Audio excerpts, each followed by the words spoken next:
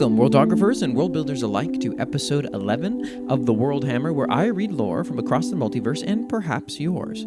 All the entries seen here are submitted by talented writers from our Atovia Discord community based on a daily prompt project called Build Together and tagged for World Hammer. If you would like your own works read aloud, you are not only welcome but encouraged to join our Discord and submit your own. Now back to the Forge to see what's been built. Now, I missed a prompt from NYUX in the last episode, episode 10. If you haven't seen that, feel free to check it out. But one of those days was 439, where the prompt was, what is the best way to artificially light a large indoor area in your world? And this came from ScrubsyBoy844 in the Discord. And NYUX wrote, the city that glows. The faction of Xandra is powered by heating up arcane crystals and the vapor that comes off of them. Coincidentally, the vapor glows bright depending on the concentration and type of crystal. This means that the power and lighting systems are one and the same, since just by making the steam cables transparent, they work as a light source. Of course, there are external light sources, but they function the same way, although on a smaller scale. This means that the entire city glows in various shades of neon at night, only amplified by the atmospheric fog due to the weather control system.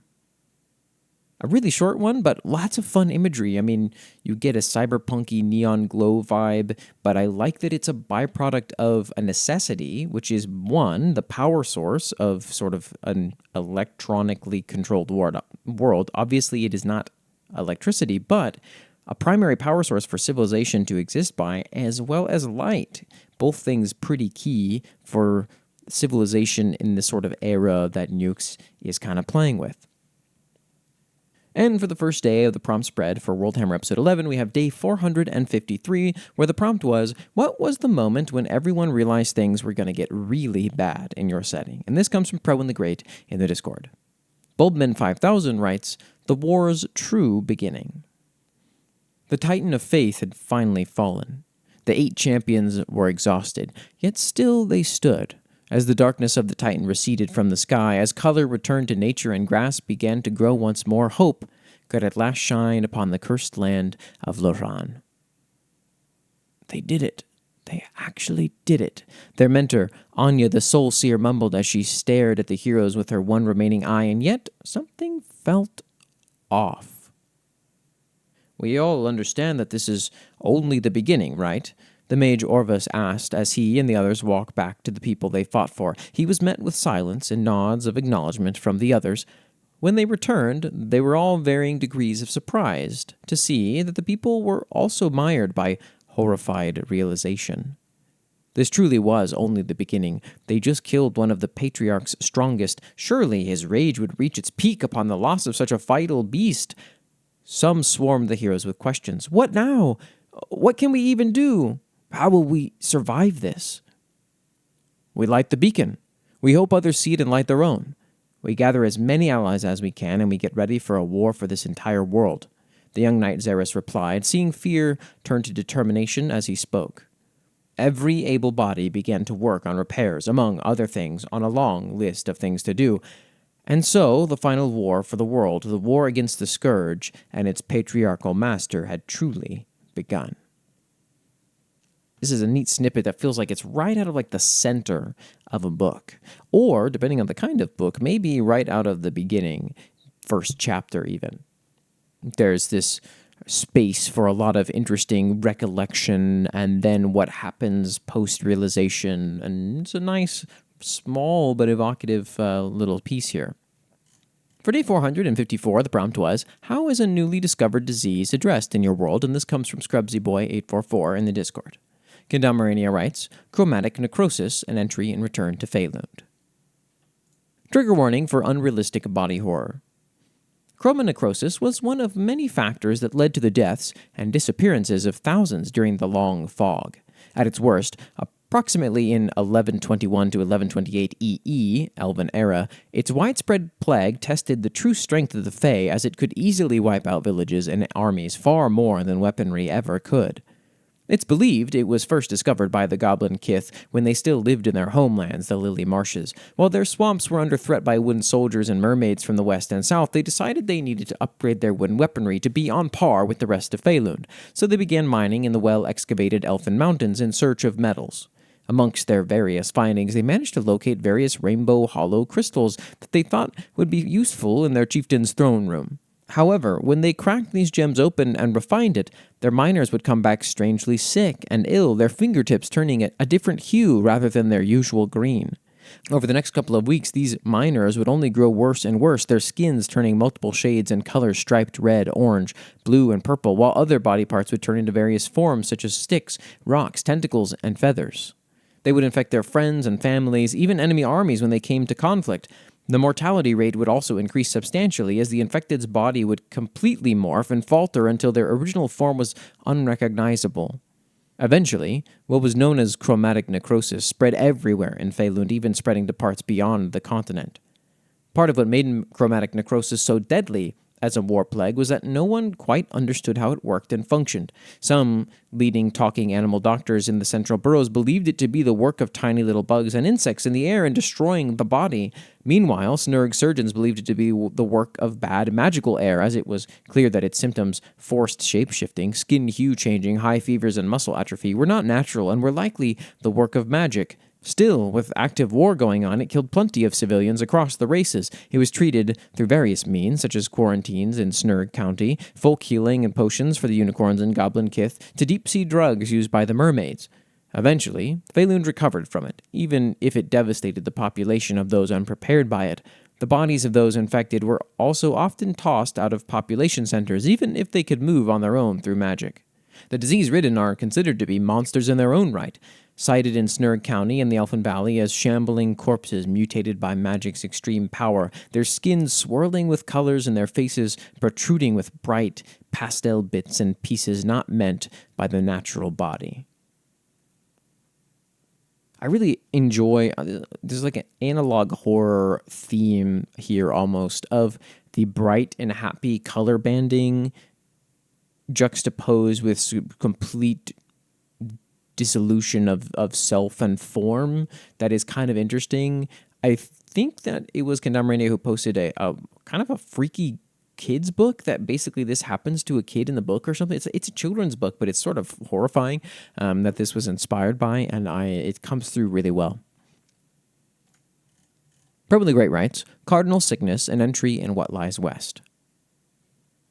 Like a gale of agony blowing over the body in waves of snapping bone and sloughing flesh, thy soul would scream, thy body wouldst yield, thy mind wouldst away from your skull, like rising from depths. The illness only gets stronger the deeper into the west you go, and when you make an attempt to return, it strikes harder the longer you are away.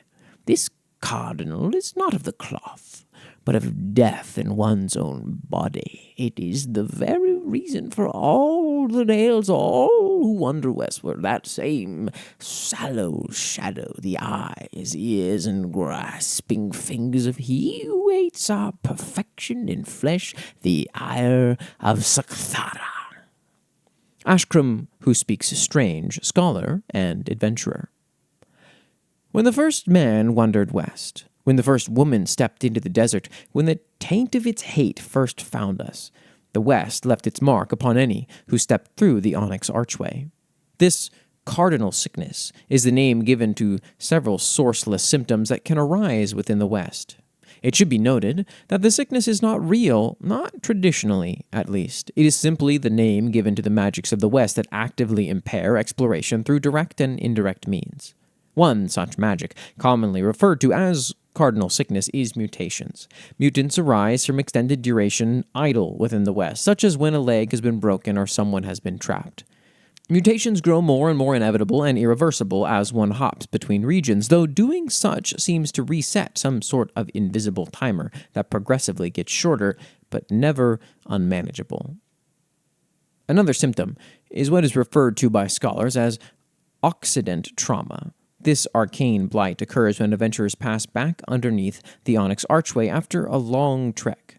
Symptoms include vomiting, dizziness, low disease resistance, decreased hunger, a sense of vertigo, abdominal pains, ear bleeding, hallucination, dehydration, and a greatly heightened weakness to all forms of magic, namely, including the powers be within the West. These effects will disappear over time, with it being recommended to wait a week before making another expedition. Nobody has died, thus far, from Occident trauma. Finally, the most common symptom associated with cardinal sickness. It has many names, all from the many different cultures that go westward. Wayfarer's blight, Kamazka's, oriented troubles, all meaning one thing in short: losing your way. The West does not follow standard navigational rules. The stars are not the same as outside. The sun moves when you blink. Even the desert's very own omnipresent landmark, the colossal rift, will not remain in the same place between glances. Mountains will change shape. Dunes will shift beneath a boot. Lakes will vanish in a second. The West does not want to be navigated, not in the slightest. Whether this is some breakable spell or an insurmountable curse is unknown. Some blame the Annihilator, others Urzarath. Some even look to the Seamsters as the architects of this supernatural cognitive defector. Whatever the case, for as long as we have wondered what lies west, the cardinal sickness has made sure we never truly find out our answer. A question without answer, without question. Poetic in a way, though as days drag on I ask a new question, a question I'm sure many have also wondered to themselves ever since that day 2 years ago when our streets were set ablaze with golden flame. Is it worth it? Is our answer at all worth all this loss to answer what lies west? I know Predwin's been busy lately. This was a last-minute entry, actually, before this recording, but man, did it land. I mean, it's a really great piece, and I always enjoy doing Ashkram's voice. It's a fun one. But there's some really solid stuff here, the sort of scholarly breakdown of sort of one term and how it's perceived and analyzed by a bunch of different groups and what it actually kind of encompasses. Really, really good work. Solid stuff. For day 455, the prompt was, do any creatures possess valuable offal in your world? And this comes from Probin the Great in the Discord. And just in case, because I know there was some confusion in the server, offal, by definition, is simply the leavings of typical butchery. At least that's its origins for the most part. The stuff that falls off, effectively, is the Old English, I believe. But really what it has come to mean nowadays is organ meats, for the most part, things that are not your typical muscle and fat. Nugget writes, heart, lungs, liver, nerves, an entry in Petrichor. Content warning, Ambrose. What Nugget means by this is likely some self-harm and some body horror. You stagger through the dark and wet streets of Petrichor with a bad headache from a long night of drinking, already thinking about the hangover you were bound to have the next morning. You're too unfortunate to have enchanted clothing, and you were starting to feel it. You were soaked and looking forward to crashing at your apartment and sleeping until noon. Rain poured down your back, its symphony ringing in your ears, only making your headache worse. But then you hear something cutting through the rain. A violin. Sounds like it. Why at this time of night? The streets are empty. Even most bars are closed. Yet that lone violin, accompanied by someone singing, lights up the night. There was something hypnotic about it. You no longer think about the hangover or home or the problems in your life. You're too drunk to care about. All that fills your skull is that song. You must go to it. You must find the source. You know not where you are going. It's like a singing siren at sea as you walk further away from wherever other people might have been, wading through the ankle-deep water and thick fog towards it. You end up in an alley next to the arroyo where, through the dense fog, you see the silhouette of a person playing the violin. Next to him was some kind of bag, but you paid it little mind. All that fills your head is the music, which is even louder now at the source. The man approaches you. You do not run. You do not question it. You do not flinch. He simply keeps singing. And then he slits your throat. It is not deep. You do not die immediately, but you cannot scream. Not that you'd want to, anyway. The man still sings and hums as he guides you to the ground. You feel oddly relaxed, but not enough to fully silence the still conscious part of your psyche screaming in the back of your head with the fear you know you should be feeling. He goes to the bag and starts taking out medical equipment. He cuts into your abdomen, peeling back skin and muscle, his hands shaky, but careful. He begins to remove your organs, your stomach, your intestines, your kidneys, your pancreas. He hums and puts them in bags and jars filled with what you can assume is formaldehyde before putting them back in the medical bag. Why was no one else here? It's the dead of night, sure, but surely someone could hear him singing. Surely someone must be questioning it. Who will investigate it? Who will help you? Unless that's why he's still singing? You feel oddly calm. Was he still messing with the minds of those who can hear him? That everything is fine. Stay away from this one area while he works. Was no one coming? Blood coats the man's hands. Red pools in the water around you. He continues to sing as you get vivisected. Now removing your liver, your lungs, your heart. Your vision blurs and fades. The last thing you see is the man still singing, still humming, as he looks at you with pity? Sorrow? His reddened soul behind brown eyes as he reached towards you and gently shut your eyes. The song dampens. Everything goes dark, and you die. Ambrose groaned and writhed in pain on the floor of his study. He shook with uncomfortable chills. His flesh squirmed. He felt sick. His most recent organs were rejecting again. His heart refused to beat. He could hardly breathe. He felt as if he were merely forcing his body to function through necromancy, which he very much was. He searched frantically around the study, knocking jars of organs onto the ground, some out of frustration, others by accident due to the lack of motor control he had. He grabbed a saw from the table and sliced across his abdomen. Black bile, mold, and maggots spilled out. Ambrose reached into his own cavity, grabbing what was probably once a lung, and pulled it out.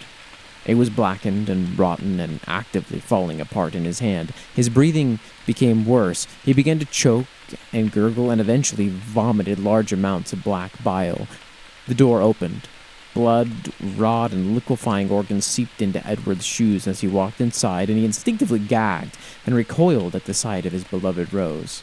The smell and the sight of the organs and rot covering the room caused his stomach to twist. His hands were covered in blood, and he carried a medical bag with him.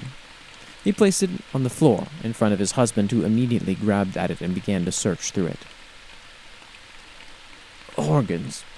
Flesh. Ambrose choked. He pulled out the jars and continued to tear as much of his own rotting body out and replace them with new.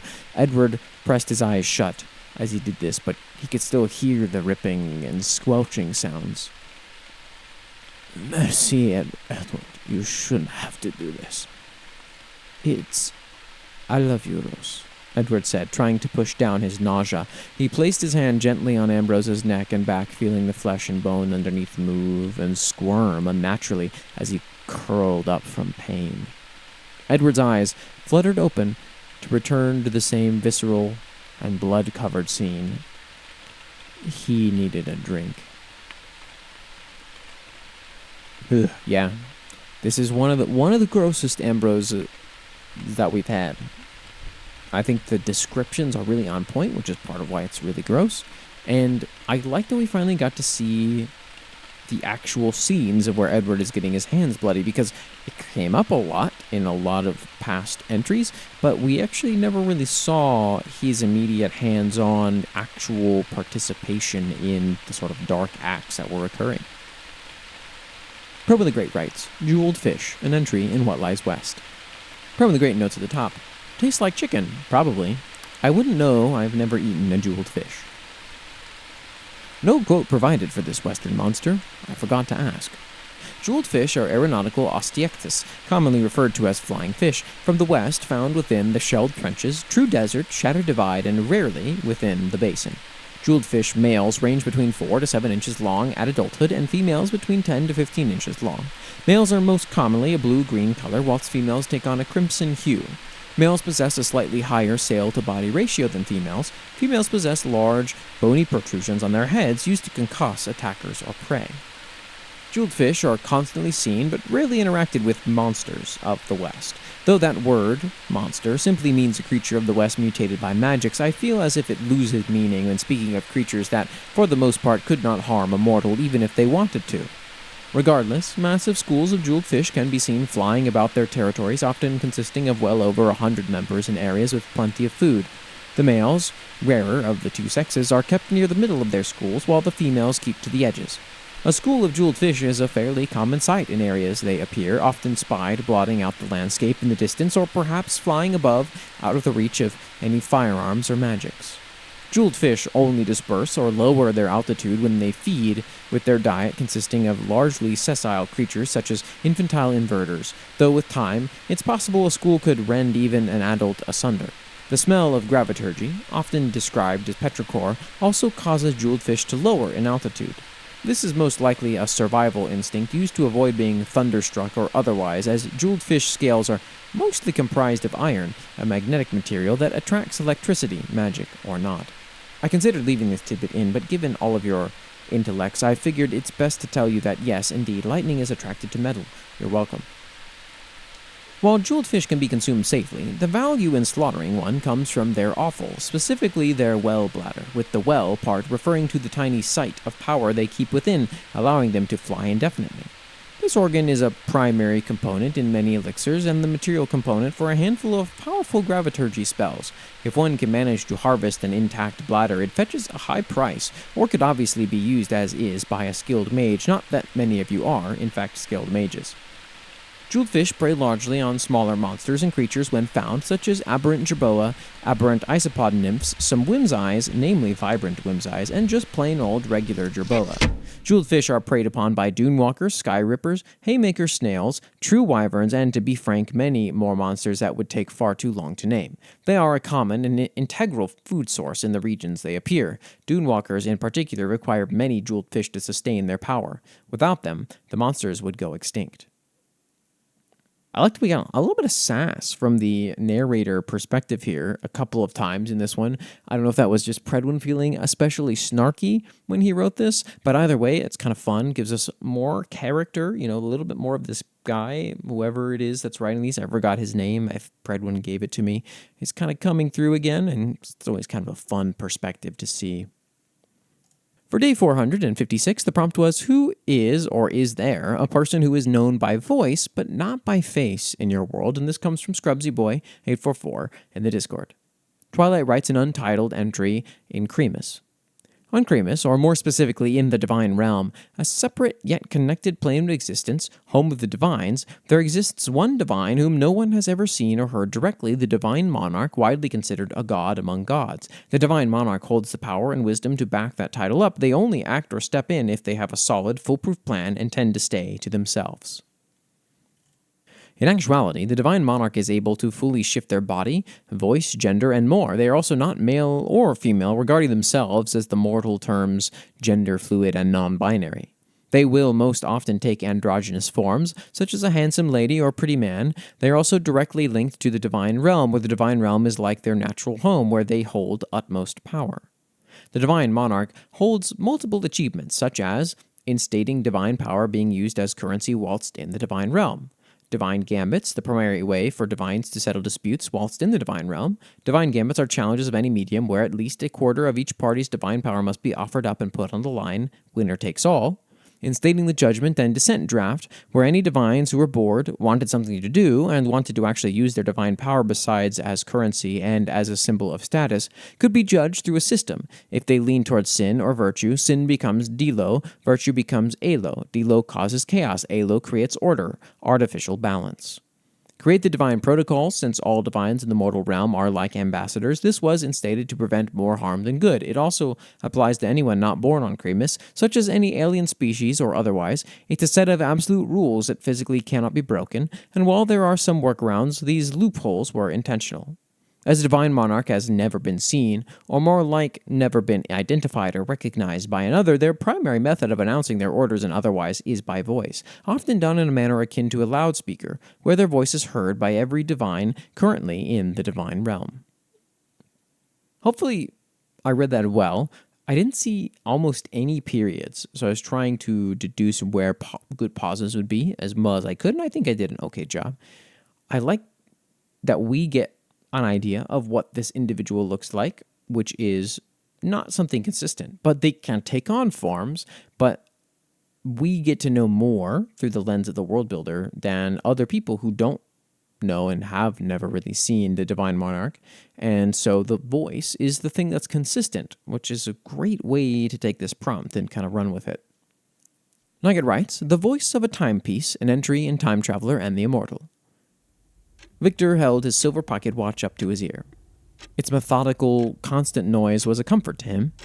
He got the watch when he was 8. It was given to him by a kind, older stranger on a bench who told Victor it was special and that he would go on to do great things with it. Since then, he started hearing it. The ticking. Nothing special to it, really. Every clock that works ticks, but he could hear it. That ticking in the back of his head, that was simply what it sounded like, its voice, and not just his watch.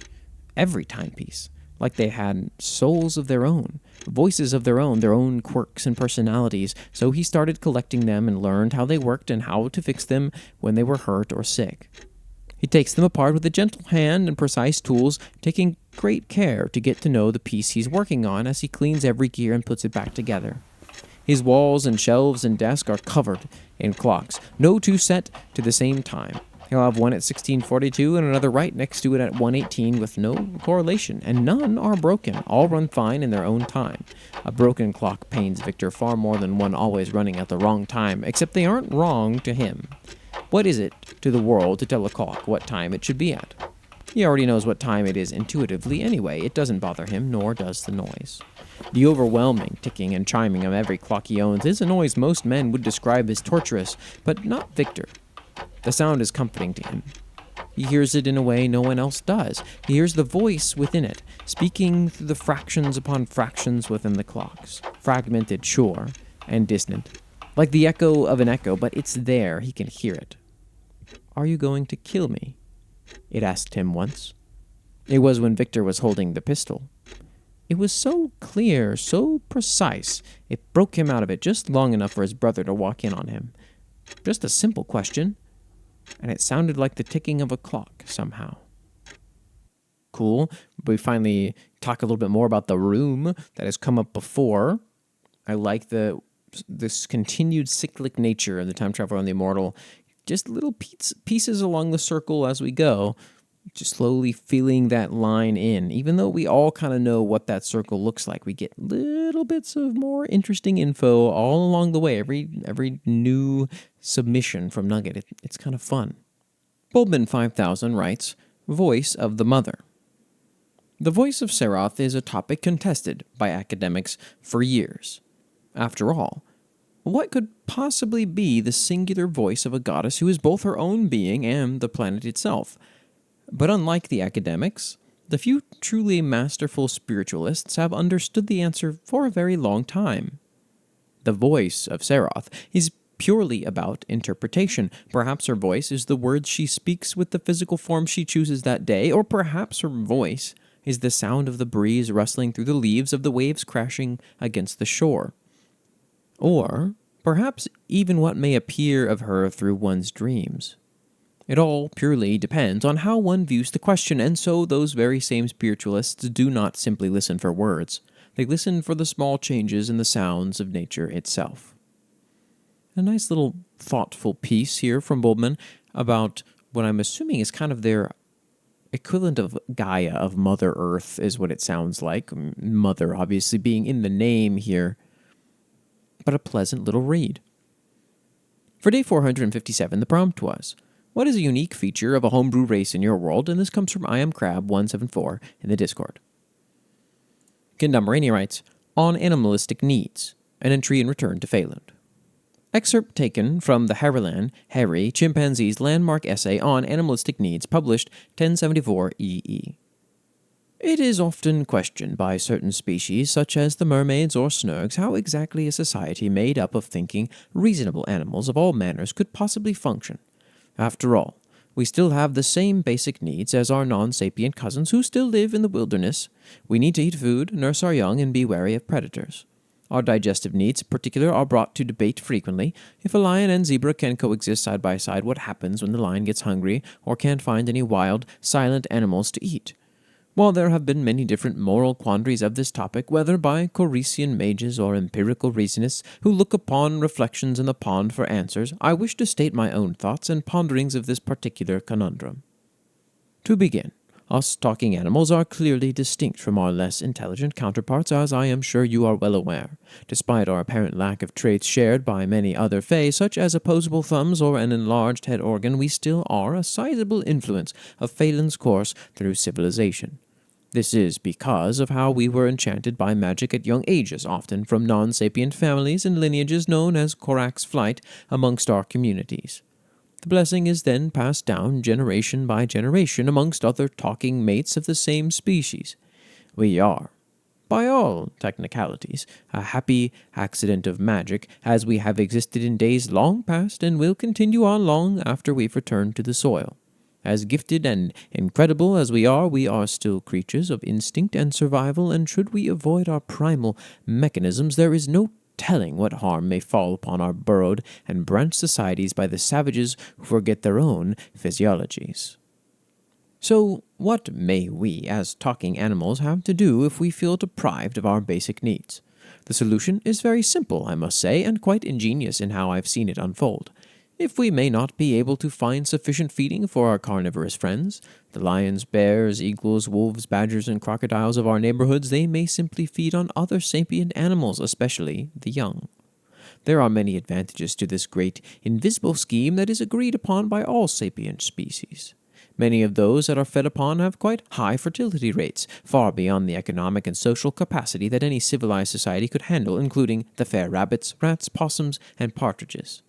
Not only that, but these carnivorous predators also require high amounts of food to survive and function in our societies. By quelling infant populations to a reasonable number, it benefits nearly all parties involved, both prey and predator. There may be some objections to this, especially by elves who try to see all life as sacred. It may be argued, according to them, that the devouring of children and your fellow friends is morally reprehensible on all degrees, ashamed even by the Zoa. To this, I argue, what are Fae, if not but creatures of our nature? No matter how many great inventions the animals may conjure despite our own difficulties, we may never ignore the very rules of life's grand creation lest we turn back to the savagery of our siblings. It is not only necessary for our own needs, but to the very machine and gears of our civilization. Let it be known, however, that we do not merely abduct children for dietary purposes without reason. If we can find a non-talking creature that cannot reason, it would be preferable. However, we are still under the jurisdiction of nature, therefore it is simply the most economical and logistical action we may do. Quite the dark entry, and I love that it's from a sort of philosophical, let's reason this away as fine perspective. This would come from a monkey. It just feels... Why do chimpanzees and apes and things always feel a little bit extra sleazy? Maybe it's because they're close to humans and humans are sleazy. I'm not sure. But there's this sleaziness truly couched behind the flowery wordage and prose, which I'm assuming is intentional. It comes across really well. NYUX writes, Lytians and their species. When humanity initially evolved into Lytians, the first ones that were created were immensely powerful, and they were called the pure species. They were created from the powers of a dying elder god after the Godwake, which was a war that nearly resulted in the destruction of all of existence and the death of the elder gods. All Lytians are genetically the same species, even though the different species function and look unique from each other. There were 42 of the originals, and all were granted their own unique pure species powers, also known as the natural power strength category, alongside an ever-evolving list of common powers. The originals were also granted functional immortality, not to dying of other causes, but never aging. The 42 are still the 42 base species, which is a way of categorizing the countless forms and breeds into categories. These species are further sorted into main categories regarding their species type and structure. The originals were given the ability to convert human disciples into Lytians of their own species, but not as the pure variant. This conversion happens through ingesting the bodily fluids, blood, of the converter. They began converting in masses, creating the first tens of thousands Lytians themselves. The pure species can only be passed down genetically in the same way as all other species. The more brutal method of conversion has mostly been lost to history, since only the Lytians that are descendants by birth to the originals can convert others. There were only a few thousand Lytians with pure species left, with the numbers slowly declining and some pure species lines completely extinct. The major differences, without considering the species parts, between Lytians and humans are: Lytians are taller on average, have much more varying/longer lifespans. They can have unnatural skin tones, hair, eye colors. They have larger hands on average. They have higher BMD. Their occipital and frontal lobe are further developed, and their stomachs have more potent acid, making them more capable of eating a lot more things with a stronger mucus layer. A hybrid of two pure species, especially two species of the same category, are the strongest of all Lytians. Hybrids of two or more species within the same category are very rare, with them being stronger on average than a hybrid of two or more different categories. Species/powers are passed down genetically between the parents, with there being a very slight chance of mutation to a species outside of the parents. If the parents are both one species, their child has an equal chance of inheriting either of the parents' species/powers, with about a 1 in 200 chance being a hybrid of the two. When both parents are hybrids with an equal amount of species, the odds of their child being a hybrid of the same species as one of their parents is more likely than a mix of the two. There's about a 1 in 50 chance of a child of two hybrids to be of a single species of the parents, with about a 1 in 200 chance of being a hybrid of two of their combined species. The odds increase exponentially with how many species the child and the parents have, about 1 in 200 for a hybrid of 2, 1 in 400 for 3, 1 in 800 for 4, 1 in 2600 for 5, 1 in 5900 for 6. 6 is the natural maximum of species for a Lytian. The same goes with powers, with the amount of them being exponentially rarer the more there are. 2 powers is the standard amount for a Lytian with a single species, 3 for 2 species, 3 for 3 species, 3 for 4, and 4 for 5. The rare amount of powers is 3 for 1, 3 for 2, 4 for 3, 4 for 4, 5 for 5. The very rare amount is 3 for 1, 4 for 2, 4 for 3, 5 for 4, and 6 plus for 5. The species are categorized into main categories, with the main species being sorted into them. Alongside the countless variations of species are specific species types and mutations. There are a multitude of manifestations of these mutations and types, but they're all sorted into main types. The mutations and types can affect one or all of the species of a hybrid, with the chances being the same for each species of said hybrid. Mutations normally aren't hereditary, unless both parents have the mutations. Species types are mainly hereditary, with mainly new ones being created through mutations. Only a small percentage of the population has the species types. Following percentage are percent of population. The species categories are Celestials, demons, angels, aliens. Canines, wolves, foxes, coyotes. Wilds, bears, raccoons, skunks, squirrels, deer, goats, koalas, hyenas. Ferals, tigers, lions, cheetahs. Domestics, cats, dogs, rabbits, cows, sheep, horses, mice. Mythos, centaurs, vampires, serpents, Pegasus. Avians, birds, bats, butterflies, moths, bees. Arcanes, fairies, elves, dragons, elementals. Aquatics, fish, turtles, axolotls, octopuses. Critters, snails, insects, reptiles. Species types: regular 67%, skeletal 6.8%, mecha 6.5%, material 5.3%, crystal 4.2%, liquid 3.6%, arcane 2.8%, neon 2.5%, organic 1.3%. Species mutations: none 48.6%. Patterns 16.1%, multiple colors 14.1%, feature sizes 7.2%, different wing and tail amounts 4.4%, lack of color 4.0%, different limb amounts 3.3%, different feature amounts 2.3%. A very detailed breakdown of the genetic diversity, the mutation systems, and sort of the passing down of abilities and types of Lytians that we got from NYUX, which is pretty cool. Need to see the full spread here too, because we keep hearing about Lytians, but I didn't quite know the full breadth of what they are, which is, basically a lot of different anthropomorphic forms. Many different kinds. So if you want effectively any kind of anthropomorphized creature, a Lytian is probably something that would fit. I am Crab174 writes, horns, fangs, claws, oh my. Before I get into features, I'd like to give a bit of background on the first race I plan to talk about, the hovelings. Now, that's not a set name for the species, but that's not important. Hovelings are the product of about 1,000 years of evolution of imp/goblin hybrids. During the Second Long Red Winter, imps who crossed over from the demon realm were able to stay in the living world because of how little threat they pose compared to other demons, so they weren't really rounded up or hunted. Imps live in burrows underground, so they just did the same here, using their large arms and claws to dig tunnels.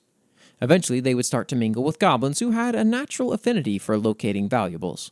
The resulting race was a mash of the two. As they evolved, they developed and improved on the features their heritage gave them. Giant claws for digging, a unique 2 horns that wrap around each other. These were mostly impish traits. Their goblin half gave them the ability to sense valuables and ores underground with their horns and a long, prehensile tail ending in 3 claws. Goblins use their tails for pickpocketing and other mischievous actions, but hovelings use theirs for grasping onto solid structures or other hovelings while underground so that they can pull themselves out if need be. They also have a tipped spike in the center of their tail claw that can paralyze attackers for a short time. The blue rings on their tails were inspired by blue-ringed octopus, though hovelings also used them to create light patterns as a way to communicate in tunnels. Finally, they have beady eyes due to spending most time underground, and mole-like feelers on their nose for obvious reasons. The image is a reference for what they look like. And then there's my other fully homebrew race, whose working name is Somniants, but that's not set. They are essentially giant chimera centaurs, large furred bodies and humanoid torso and arms at the front. They have snake tails which they can control. The venom from these snakes' fangs are able to give people waking nightmares, horrifying hallucinations that feel real to the touch. The venom is very valuable because of how hard it is to find them, and is used by a Monster Hunter character of mine as a fear darts for his crossbow. Somniants also have purple or gold coloring with stars around their bodies. They are able to use these stars along with hand movements to form constructs. They can make simple weapons, but if one has deeper knowledge on the inner workings of things, they could create more advanced constructs like guns and such. Instead of having normal wings, they have wings made of crystals which they clink together as a way of communication. The sounds produced translate into words directly heard in other people's heads, a sort of telepathy, if you will. Aside from these two, there's oozlings, which are slime creatures that are able to become sentient after killing a sentient being. There are also elementals, who can harness the full power of whatever force of nature they reflect.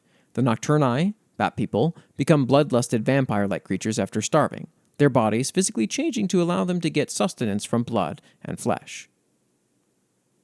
I do really like both of these races. The hovelings especially feel like a pretty unique idea that you've got going on, I Am Crab, so thanks a lot for this entry. For day 458, the prompt was, bees. Do you have bees in your setting? Why not the bee if no? Is different than bee? This comes from Pro and the Great in the Discord. Bulbman 5000 writes, Bees of Seroth. From the humble blackwood bumblebee to the more magical rot-eater bees, bees are a rather expected aspect of life on Seroth. Oftentimes pollinators, as expected, many species of bees gravitated towards the magic of Seroth, such as the gemstone family, bees known for their affinity for certain elementally charged gems and their habit of taking said gemstones to their hives. But none have amused the people upon Seroth, nor felt like as much of a blessing as the rot-eater bees.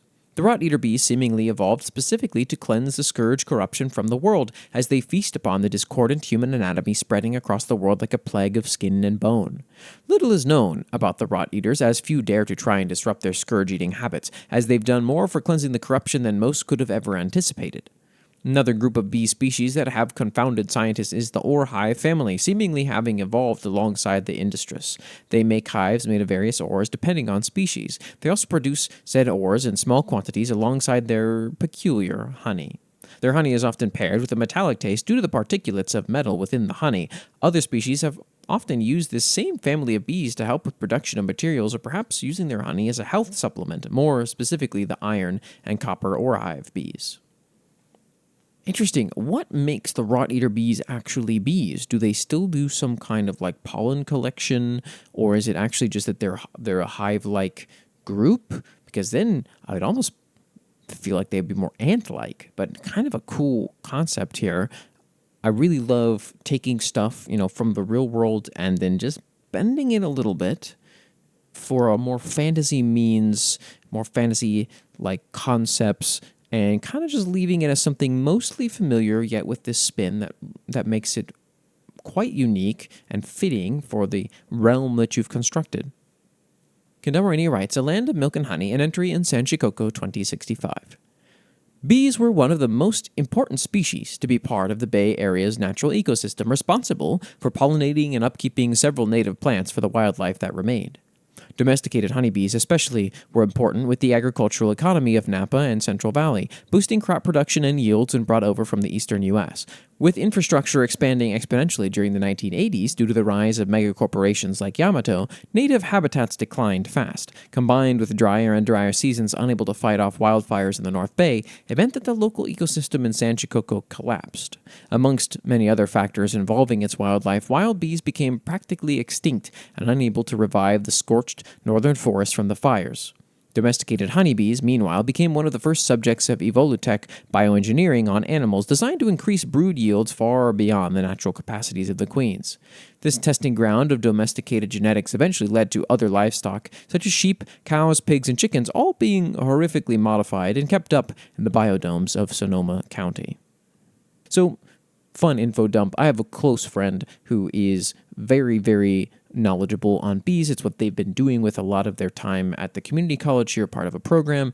And interestingly enough, if you have too many honeybees, you actually end up introducing a lot of reduction in biodiversity or in genetic diversity in the species of flowers, because honeybees are kind of greedy and they will visit the same flower on one plant a lot of different times, or they will move around on the same plant to many different flowers, meaning that plant ends up pollinating itself, which is not so great for biodiversity. So Kendamarania, you could really play with this, actually. I mean, these kinds of genetic things seem like a great idea on the surface, right? But then it ends up that, you end up with a strain of this plant that's really, really unfortunately weak against some strain of something else, and there's no genetic diversity, so it just gets all wiped out. I mean, great stuff for the sort of post-apocalyptic setting you've got here. NYUX writes, B, no B, but yes B, because be weird and mutated like all animal, because arcane energy mutate living creature, so have more eyes and more wings and more fur and more size and more color. So yes B, but be weird. Well, B is weird. LostInEternity writes, bees and moon beasts. Character, Sonelma, languages used Finnish and Icelandic. You ask why we keep bees. Hyvä kysymys. A good question. Better than asking only why bees make honey. Honey is useful. Yes, it is food, medicine, and trade. Wax is useful too. That is not the whole matter. The bee is one of the Moon Mother's oldest teachings. Before the Monikasvanen Ku, the many-faced moon, what others call the manifold moon, Oinuva Kutar gave bees to the world. This was before the harvest face was named, before the full ordering of fields and planting days. She did not give bees as pets. Do not try to make pets of them. Also do not chase them. Bainet sudet, little wolves. They will sting you, and then you will complain, and I will ask whether the bee invited your hand. It did not. Bees teach 3 things. First, sweetness requires work. The bee visits the flower, gathers, returns, and works again. That is all. There is no trick. A full comb does not appear because someone wished for honey. It appears because many small tasks were done correctly many times. This is why I make you copy letters more than once. No, Eric, that was not an invitation to sigh. Second, a household must be told what happens in it. In Johannes, when someone is born, we tell the bees. When someone dies, we tell the bees. When there is a marriage, we tell the bees and give honey and wax. Some say the bees leave if they are not told. I do not know if that is always true, but it is a good rule. A household that hides its grief and joy from the things that help it live is already becoming careless. Third, wax gives clean light. The shrine candle begins with bees, not only with flame. With bees, flowers, hands, and time. This is why even the temples of Luminism remember bee wax, though some of them remember it very quietly. Before the torch, there was the candle. Before the candle, the comb. Before the comb, Oinuva Kutar's small golden children. That is an old saying. I did not make it. Mine would be worse. Here in Ulfheimer, Veor teaches you how not to die when the snow closes the road. This is a holy teaching. Ekki glema vai. Do not forget it. You must know how to mind a boot, read weather, keep blade clean, share fire, and come home with all your fingers. Oinuva teaches what comes after survival: counting, reading, brewing, storing, measuring, planting, weaving, household rights, the management of food, wax, cloth, ink, and debt. These are not softer lessons. They are different lessons. A people who can survive winter but cannot count grain will still starve. A people who can hunt but cannot teach children will still become poor. So when I teach letters, I am teaching you a tool. When I teach numbers, I am teaching you another tool. When I teach beekeeping, I am teaching you food, wax, patience, and how not to move like a fool near small armed creatures. Bees are like... No, that comparison is not useful. Bees are bees. Watch them carefully. That is enough. Now, istuka alas. Sit down. Open the little green books. Carefully, please. Books are not cheap here. You know this because I tell you every week.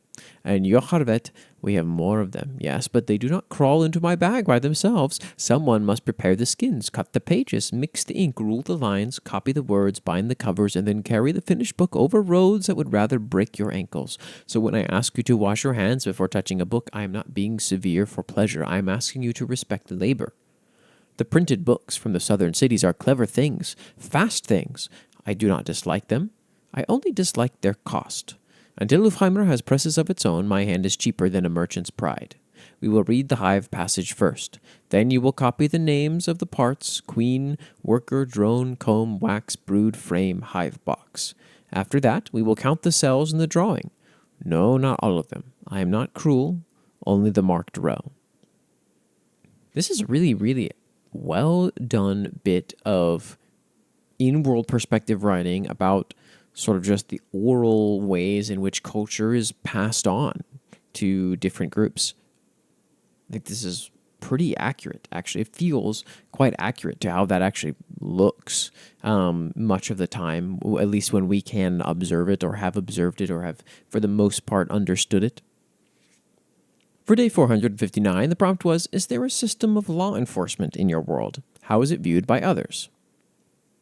Eclipse Eternal writes, World Anchor number 12, Warden's Watch, an entry in Shattered Tale.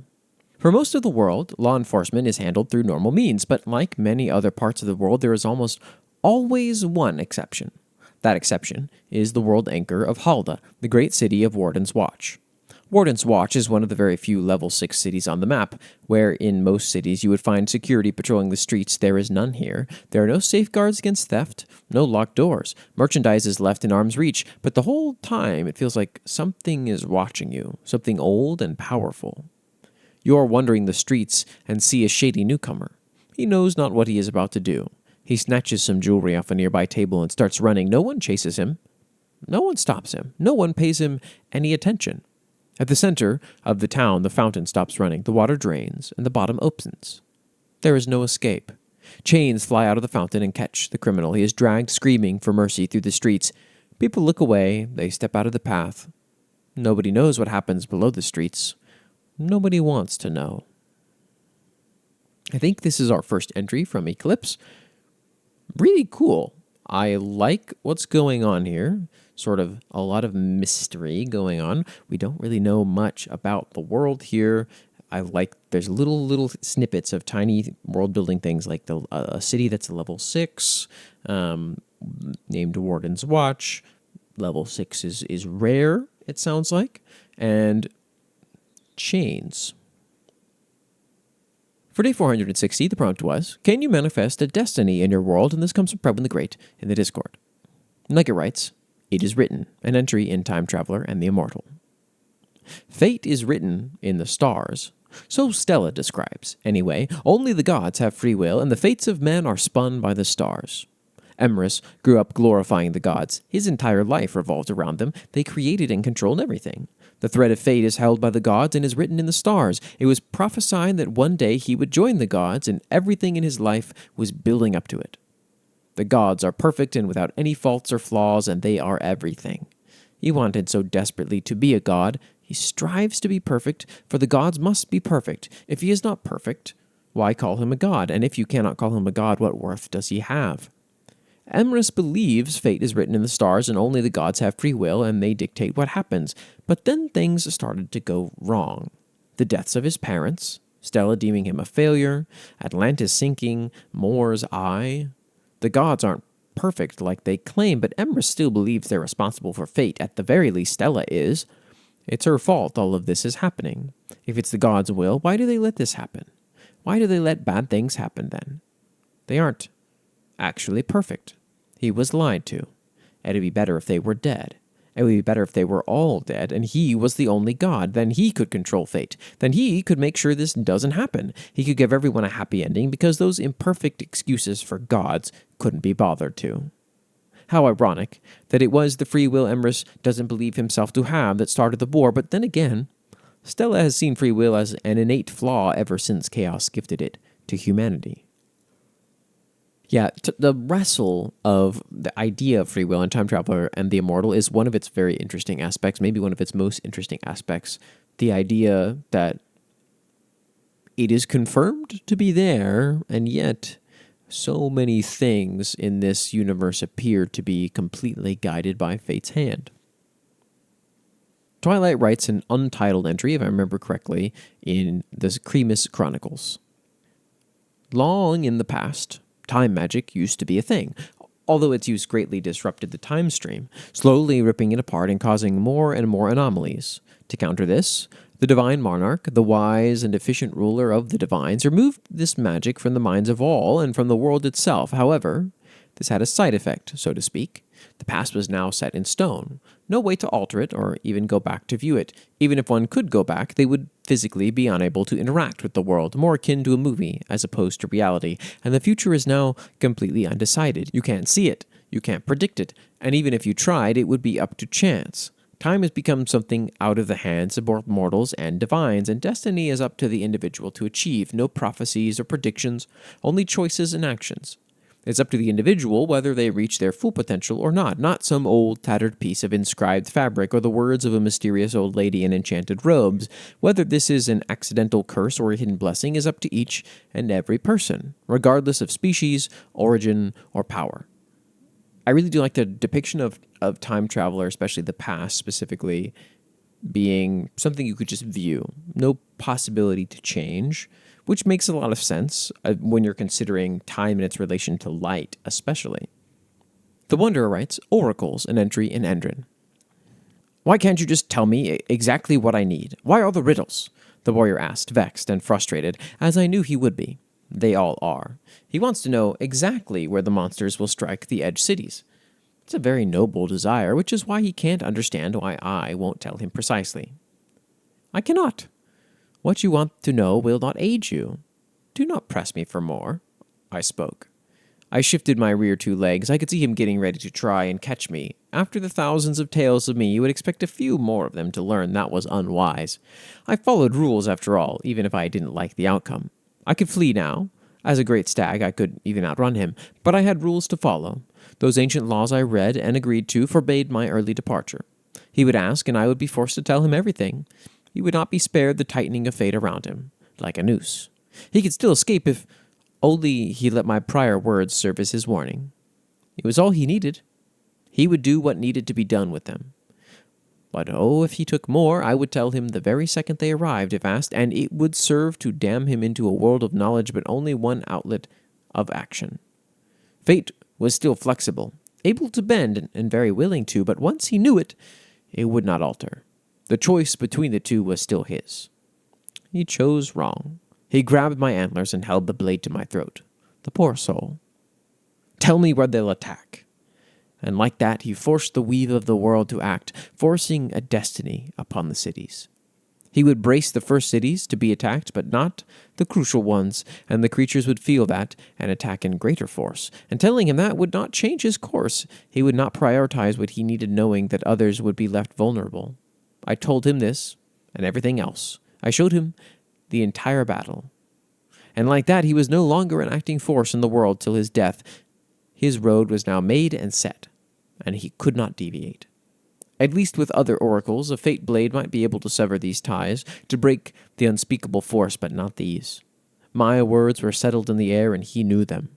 The entire path forward, he could still choose to deviate, to change and have things turn out better, but he would not. It was not in his nature to make a different choice, and now he had limited his options.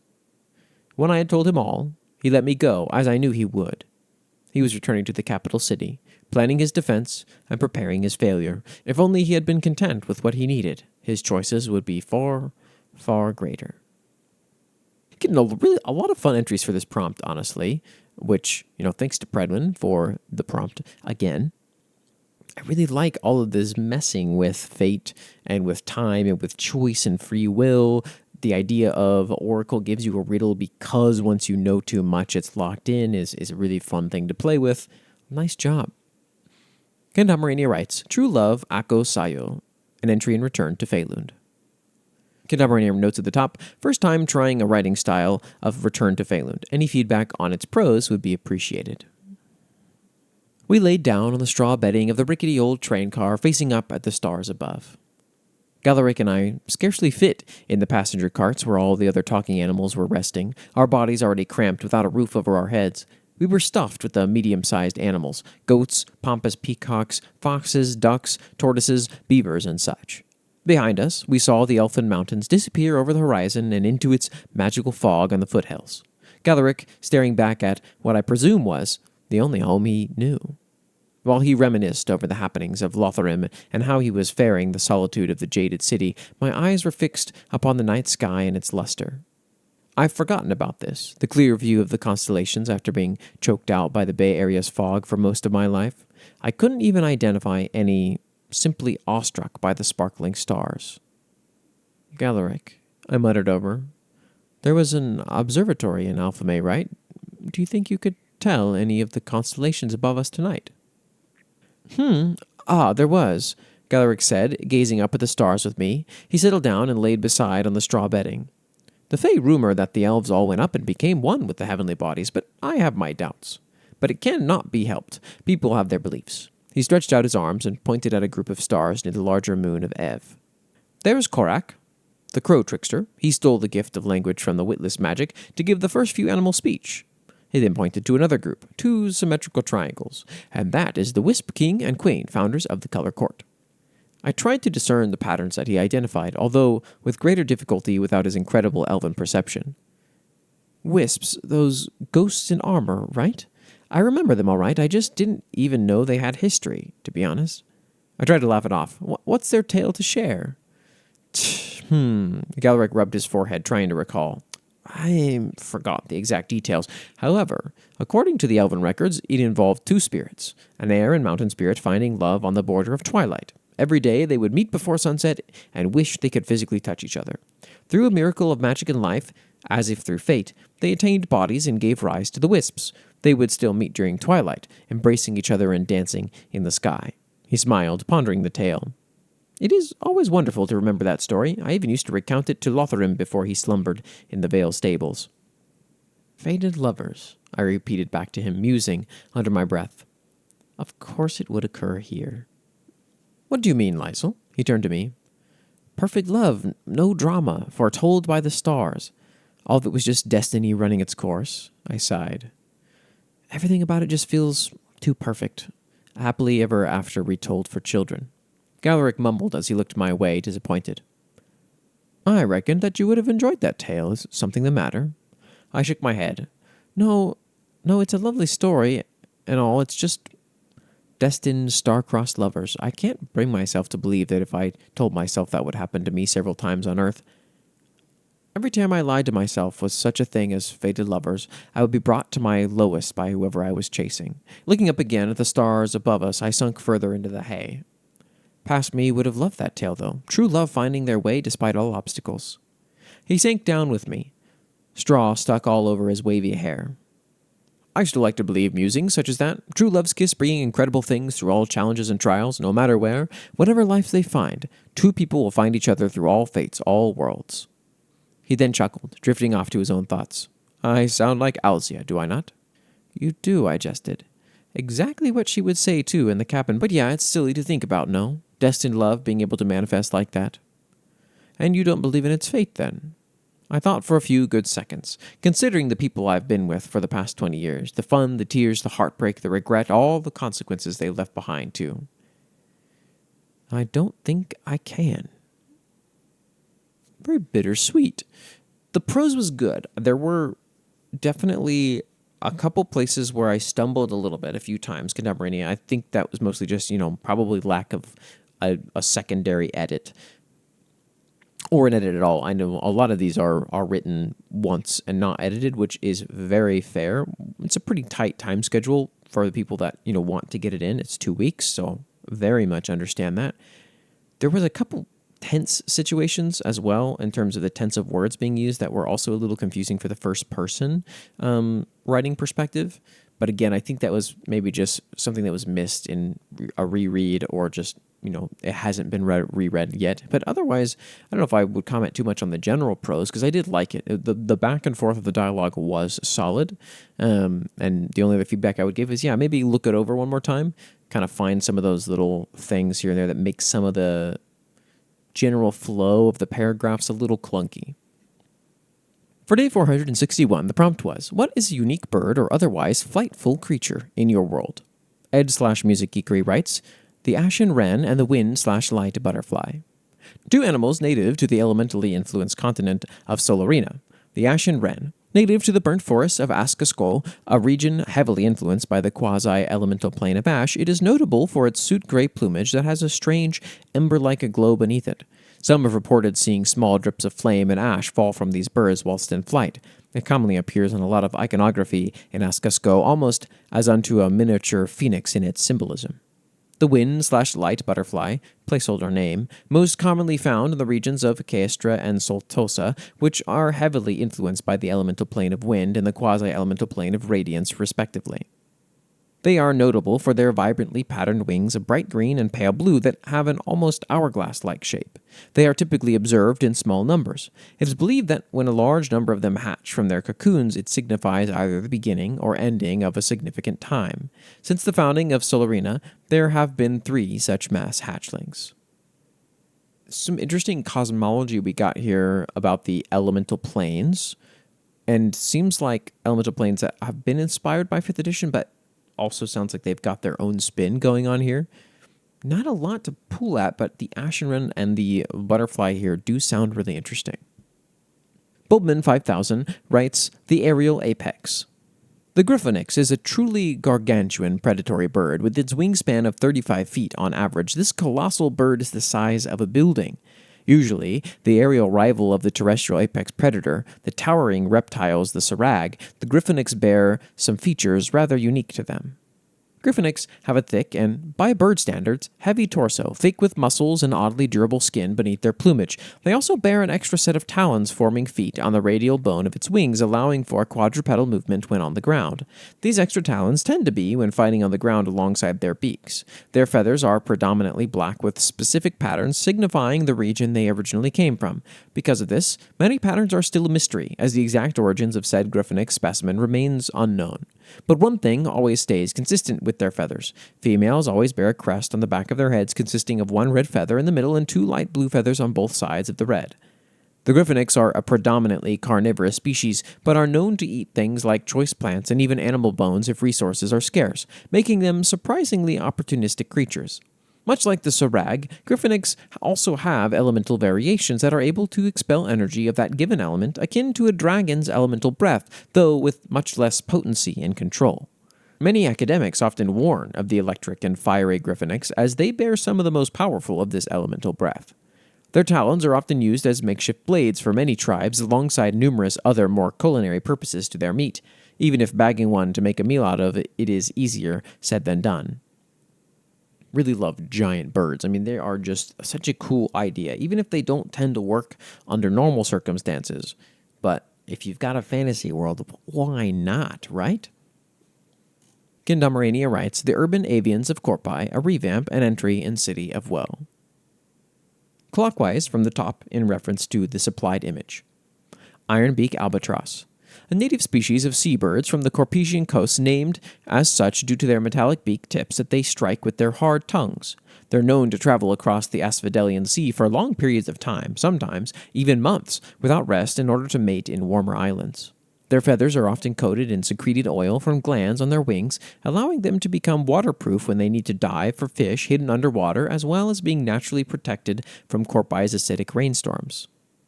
One of their more unique traits is that, with their metallic beaks and oiled feathers, they have the ability to light themselves on fire and not be harmed, usually done as a defensive mechanism from predatory birds or as a means of guidance when they travel in flocks. It is often seen as a sign of good fortune to see these albatrosses when sailing, as it means you're about to break for land. Conversely, Carpathian demons have been slowly threatening their population numbers due to overfishing and hunting them directly for their oiled feathers, which are used for beauty products. Humming strigoi. Another native species of birds, specifically on the Limbo Plains and near the ridgelands of Nagana. They're widely feared by inland demons and sinners due to their unique feeding behaviors, as their diet consists mostly of mammalian and avian blood sucked through their curved beaks. Entire livestock and sinner farms in Gluttony have been known to falter due to swarms of these strigois, their ribbon-like feathers soaring through the sky and searching for their next victim. They've also begun to make their homes in Metropolitan Corpi itself, residing in the violence parks where they feed off the bleeding branches of the trees of sinners who were self-violent. They're a sign of bad luck in Corpesian culture, gargoyles of the birds even appearing in architecture and fraud. Denebian carrion condor, an invasive species of vultures found in the urban areas of Corpi introduced by Denebian traders during the 1700s, back when the city was simply a port. Evolved to handle waste in controlled areas, they quickly spread into becoming a common nuisance by its residents, affectionately known as pests in the sky. They're mostly omnivorous scavengers, utilizing their incredible sense of smell courtesy of their enlarged nostrils, and are able to locate waste across city blocks. They also have a great sense of navigation and space, as well as unique, fast breeding patterns that allow them to survive in the hostile urban environment. Efforts have been made by the demons to control their populations, especially with the introduction of gluttony hellhounds from the west. Kendamarania has a final note at the end. Also, I say this is revamped because this was technically old lore, but the message was lost to a server raid and I didn't back it up, so I had to rewrite it a bit. Some good coverage, and we got some neat little habitat, ecosystem information, whether or not these things are invasive, whether they're endangered, in a concise way, but in a efficiently concise way where I didn't feel like we were really missing anything. Bro in the Great writes, Liches, an entry in What Lies West. I don't have many words for them, big scary crowmen that summon minions to hunt and feed them. You encounter one, treat it with respect and don't invade its personal space. You encounter its minions, leave them be. You aren't what they're after. Really, they aren't a threat unless you make them one, so don't, idiot. Alan, member of the Herd of Imalesh and adventurer. Call signs. Stench of necromancy, commonly perceived as the smell of posies. Raised corpses shambling about, oft called zombies. Smell of tallow, burning candles. Sense of dread, though mild. Liches are monsters of the West that can be found inhabiting ruins that show signs of significance to the old empire of the West, namely ancient libraries and desolate workshops. Liches visually resemble large, humanoid corvids. Their feathers, often measuring 2 feet long, are black at the base and shift into a deep brown at the tips in a gradient pattern. These feathers are often coated with alchemical reagents from the Liches' spells and mundane rituals. Liches largely concern themselves with repetitive tasks that otherwise seem purposeless. They will endlessly reorganize books on a shelf or needlessly toil away on a perfect blade until it is weathered away to dust, before grabbing another and starting again. Liches will only take pause for one of 2 reasons. 1. To raise a minion. Liches do not hunt for themselves, nor do they offer much resistance alone, as they are quite sluggish. Instead, within a Lich's territory, they will reanimate and control up to 20 different zombies. Most often, these zombies are the animated husks of common but strong monsters such as Arcanosaurs or Maws. Sometimes, a Lich may reanimate deceased mutants such as a Gnoll or perhaps a Killfreak. These animated corpses will patrol the Lich's territory and find any prey items, which they will then slaughter and return to their master for its consumption. Second, to meditate. Liches require frequent meditations to sustain their hold over all their puppets. A dead or incompetent Lich will lose control over their undead servants, resulting in their number going completely mindless, pursuing and hunting anything that moves, even each other. Liches, and by extension their minions, do not care in any way about the presence of adventurers. A group of adventurers is particularly safe walking near or with a zombie controlled by a competent Lich. Some adventurers even identify Lich's minions as a sign that the area is safe, meaning many will take the opportunity to eat or sleep the moment they see a patrolling, fetid carcass. Some adventurers claim that they have awoken from such a slumber to find one or more zombies waiting near the edges of their encampment before departing once the group awakens. Despite the above behavior of the zombies themselves, Liches seem to either ignore adventurers outright or cannot perceive them in some way. Liches, so long as they are not accosted, will simply continue doing their tasks if they are ever discovered by a group of adventurers. On that note, finding a Lich, even if you know one is in the area, is incredibly difficult. It takes the skilled use of clairvoyant magics to find them in their lair, or even just to find their lair. You see, Liches themselves are clearly masters of the arcane as well, and with their skill, they will cloak the doors and other thresholds of their home to keep it hidden. Many attempts have been made to commune with Liches, but they seem to not care in the slightest for the words of any who approach them, speaking in an ever-changing tongue that most cannot fathom, lay speak. If one must combat a lich or its minions, heliomancy, the power of Orpheus, works the best at dismantling undead forces. While the minions are almost never grouped up together, if they are, making sure you avoid being surrounded is clearly the best choice. Liches are apex predators. Their minions can coordinate to take down many monsters, and the bigger the monster, the bigger the lich's next minion, though one group of adventurers revealed the lair of a lich while being stalked by the Annihilator. The fiend was said to immediately fire a beam of energy at the lair, destroying it utterly and loosing the undead onto the world with the death of their master. What a cool entry. I mean, man, I feel like in some ways at this point, Predwell, I'm just like a fan of the What Lies West world. I think it's so well done, and your writing in it has just continued to be top-notch. I mean, even when you're busy and stuff, I mean, this is a great entry. Get this really cool, just visual, again, very FromSoft visual of a big crow person, hammering away at an anvil or something, which maybe isn't accurate, but is super cool. For day 462, the prompt was, are there any places widely regarded as cursed/dangerous in your setting that are, in fact, not? And this comes from Predwin the Great in the Discord. Bulbman5000 writes, The Dark Road. The Dark Road is a road forming a circle across all of Saroth, even stretching to the depths of the ocean. It is the path to the nexus of darkness, to the Holy Mother's memories and dreams. The road is oft considered cursed by numerous races and civilizations, as many things of the darkness itself lurk around that very road. In reality, it is purely a confusing road. For many, the rules of it are as follows. Walk upon the road, stay near it as you travel across it, and in time, as if rewarding your dedication, the doorway to the nexus will appear. However, the road is not completely safe, as many beasts of darkness linger on the road, most docile and agreeable of them being the fairies and elves, but the trickster elven king and the territorial fairy queen are not forces to be trifled with. Very interesting. I want to know more about this nexus of darkness, or the Holy Mother's memories and dreams. Lots of fascinating concepts here. Seems like maybe an afterlife almost, but I can't really say. Predwin the Great writes, The Shattered Divide, an entry in What Lies West. The whole place feels off. The silent purple monoliths barely holding on by a thread, keeping the aisles aloft. The quiet gales raging beneath the rock, howling distantly. The stray pebble falling down from impossible heights, and lastly, the ominous bridge from the ground, ascending up and up into the fog above. The creatures take the cake, too, hollow specters wailing in rocky prisons, scurrying black voids with shells clambering at your feet, flying glyphs of angry magic. The Shattered Divide is as far from natural as any other place in the West. Hell, I'd feel safer crawling around the intestines of some ancient horror in the Reach. Eslan, Adventurer. The Shattered Divide is a region of the West characterized by countless floating islands suspended above the clouds. These isles vary in size from barely a man's width to well over 20 miles across. The islands are kept aloft by numerous graviturgy sigils embedded on obelisks throughout the region. The largest of these obelisks was the Gleaming Bastion, though nowadays it has been annihilated. The islands are often connected via large, rickety bridges that sometimes strain themselves as the isles float apart.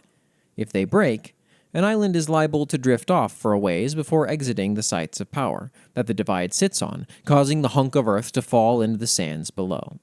Adventurers feel uneasy within the divide. It always smells as if it's about to rain, a facet of graviturgy's presence, and the altitude can sometimes mess with the headspace of a person.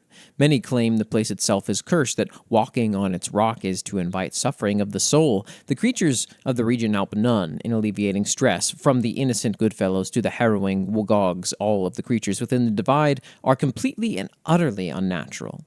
Some have mouths and digestive tracts, sure, but a great majority are specters and ghosts, at least in appearance.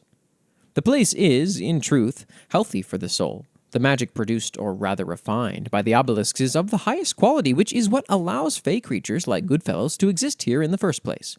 This alone means that the divide is currently the only region safe to remain within indefinitely. Another mild fact is that ever since the Annihilator destroyed the Gleaming Bastion, it has not been seen here again, though perhaps it's finally learned how to hide effectively. As said above, the creatures of the Shattered Divide are strange and almost all ethereal, at least partially. While there may be some discrepancy on permanent residence and even whether or not some monsters actually visit this region, the list below is, to my knowledge, completely correct. Goodfellows, native, found hiding in crevices waiting for a passing group of adventurers worthy of their quest. Arba Barba, native, found flitting about in and out of the rocks, eating particles of magic, dwarven for little flyer. Kakraza, native, often spy distantly, staring at adventurers with their many eyes, dwarven for pervert. Spectotums, native, invasive in other regions, encountered in violent battles to the death, wailing and flailing with their ghastly bodies in a vain attempt to squash their thirst for blood. Wogogs, native, harrowingly seen crawling about with shaky muscles and flaking skin. Their acidic saliva drips into the earth and feeds the viscous flora in their wake, named by a kobold who misspelled the word scary by a lot, as you can see. Wormlings, perhaps native, but they nest in other regions as well, seen flying above or crashing down to battle adventurers. Goodfellows often lead adventurers to these beasts' dens. Umbral Whimseyes, native, seen aimlessly flying around like a sea jelly, morphs into a person's deepest fear for a moment when touched, though it is only a visible change.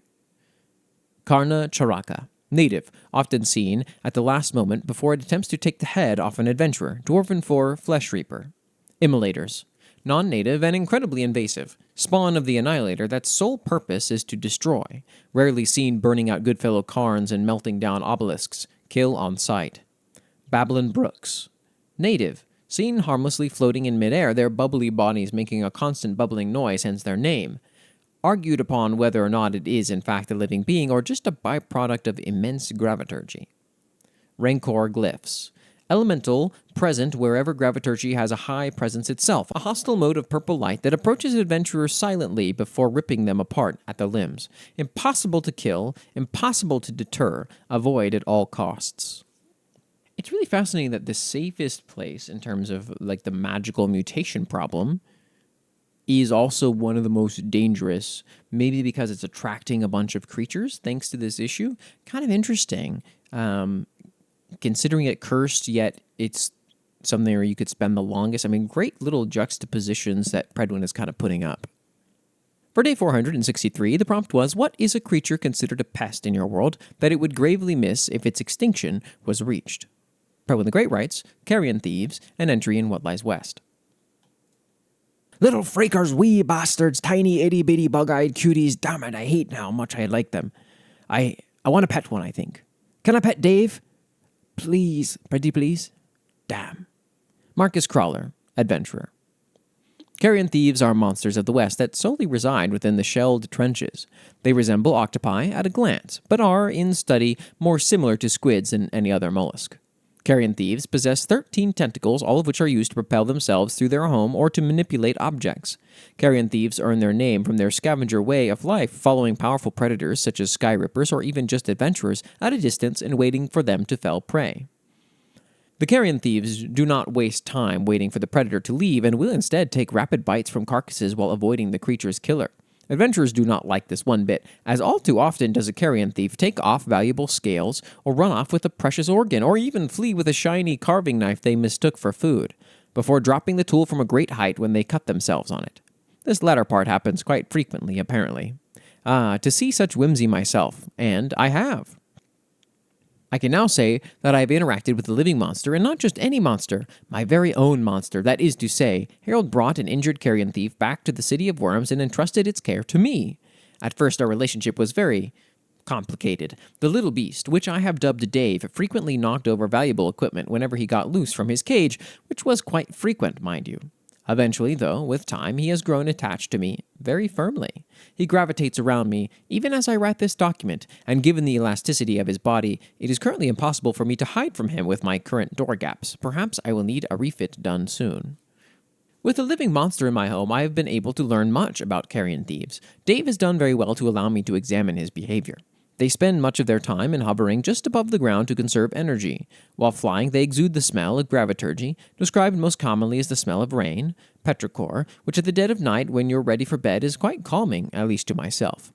While carrion thieves do travel in packs, they do not interact much with one another and seem to prefer bonds with only one or two others of their kind, rather than the whole annoyance, the name for a group of carrion thieves coined by none other than Gert's Ribmangler.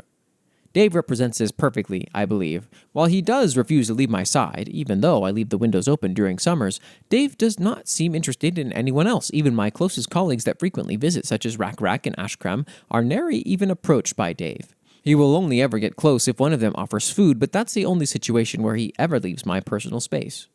Normally, a carrion thief is crepuscular, meaning that it is most active during the twilight hours of the day, dawn, and dusk.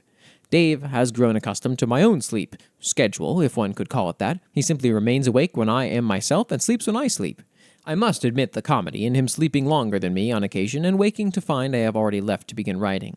Wild thieves will make calls to locate one another, a sort of high-pitched babble made by exhaling air and flapping their tendrils in their breath. Dave regularly uses this noise when he is looking for me. Perhaps the most unsettling part is no matter how quiet my snicker, he always hears it and flies right over. He did it this morning before I wrote my document on haymaker snails. Currently, as I write this, he is playing with a bottle cork, throwing it repeatedly at my free hand so that I may toss it back to him. Annoying, but how could one resist the charms of such a free-spirited creature? Carrion thieves are widely regarded as pests by adventurers, but as one may assume, I don't match their sentiment. As with many monsters, they are simply misunderstood. Be it Whimseyes, Meyerholks, Goodfellows, or even Snitches, there are plenty of monsters within the West that are more than welcome, at least in my eyes, that is. Carrion thieves do not hunt, and only scavenge the leftovers, or rather, left-befores, of other monsters such as Sky Rippers and Vorpal Lancers. They are preyed upon by anything that can match or exceed their own cunning, a difficult feat no doubt. Namely, Vorpal Lancers are fast enough to catch an unwary thief that goes in for a swipe. I really like these little guys. I got a cool image in my head of them, actually, of these like sort of squid-like floating magical creatures that feast on very recently killed things. I love the idea. I really like magical carrion feeders. I probably should mess around with something like this myself. For day 464, the prompt was, how did people rebuild after a disaster in your world? And this comes from Pro and the Great in the Discord. Bulbin5000 writes, after the emergence. After the emergence of the Scourge, natural disasters hit every landmass and every environment. Many civilizations were almost destroyed by the disasters. Infrastructure, militaries, housing, and farmland all destroyed by the simple arrival of the Patriarch's horrors. But many of those same civilizations rebuilt. The Fungora regrew the carefully bred plant life acting as their buildings, the Onic became nomadic and scavenged the wreckages of the civilizations, the Gathar built their terrible empire. The descendants of man rebuilt their ancestral homes and continued their prayer and worship of the gods, hoping their faith would return the mother to them in hopes she could dispel this evil from the world. Their prayers fell on deaf ears. In time, fear of the Scourge and want to survive putrefied into desperate hunger for power, as the king of Laran and the king of mankind's descendants, the Beastkin, sought power in the nexus of darkness. But this hunger and fear corrupted him, making the once great king little more than a foul beast, and what earned his kingdom their fiery fate at the sinner dragon Chthonius. We gotta hear more about this Scourge at some point from Bulbman. Maybe they'll give it to us in a Hammer Sparks, or maybe we'll come up with a prompt that ends up eliciting a little more info here, because it sounds super interesting. Pro and the Great writes, the arrival of the Annihilator, an entry in what lies west. I remember that day well, like seeing through a window. The sun was near rising, the clouds vacant from the sky. It was going to be a beautiful day, I think. Dogs were barking in the streets as they chased around laughing children. Food stalls started grilling meats. Music started playing from beggars on street corners. The morning life of the city of worms was just starting to rouse. Then, all was bright. The sun had risen rapidly, coming in over the worm-scale reaches in moments. We all looked up or out of our windows and saw it, a glowing ball of light, absolutely monolithic in size. It was far, far away, but even still it covered the sky with its bulk as its bottom hung below the horizon. How something could ever have hidden itself is the first mystery that had no clues to an answer. For a while, it waited there. People came out of their homes to come and look at the massive orb of light. Some began chanting that it was the arrival of the Lord and Savior Orpheus. Others, survival instincts guided them away to their homes, barring doors and blotting out windows. Then, as many people gathered in the town square, a massive, verdant eye opened in the center of the being, and, like lightning striking the earth, it loosed destruction. Cauterizing beams of light glassed the earth. Buildings crumbled away into dust. People struck by it turned to solid statues of liquid water. I remember bracing myself under my desk for the rest of the assault. I dared not take another look from my window. With time, the event ended. I sheepishly looked back at my window to see every building around mine scorched to ash. I and I alone was an island in a sea of molten earth. Some to this day call me a devil tamer. They think that thing, the Annihilator, has a deal with me, that I let it here. How could I, though? I would never do such a thing. Never. Alas, I am still guilty of surviving when over 3,000 did not, if that census is even correct. According to the academics, 40 to 50% of the city of Worms was leveled. That's when I first felt them. Those thoughts in my head, the sallow shadows, whispers, dissonant whispers. Gods, Orpheus, whoever is listening, shelter me, please. But regardless, even with the danger presented by something so apocalyptic, we stayed, we rebuilt. Even the scummy Conrads pitched their coffers into the efforts. For the first time, for a fleeting 3 weeks, we were all united in purpose. Hells, even the sons of Ysrold took a blind eye to the mages using magic to reconstruct walls and fabricate buildings.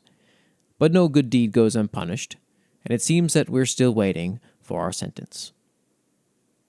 Very cool. The most forefront piece from the author of all of the What Lies West pieces of just his perspective on an event, because he was actively there for once, which I really like.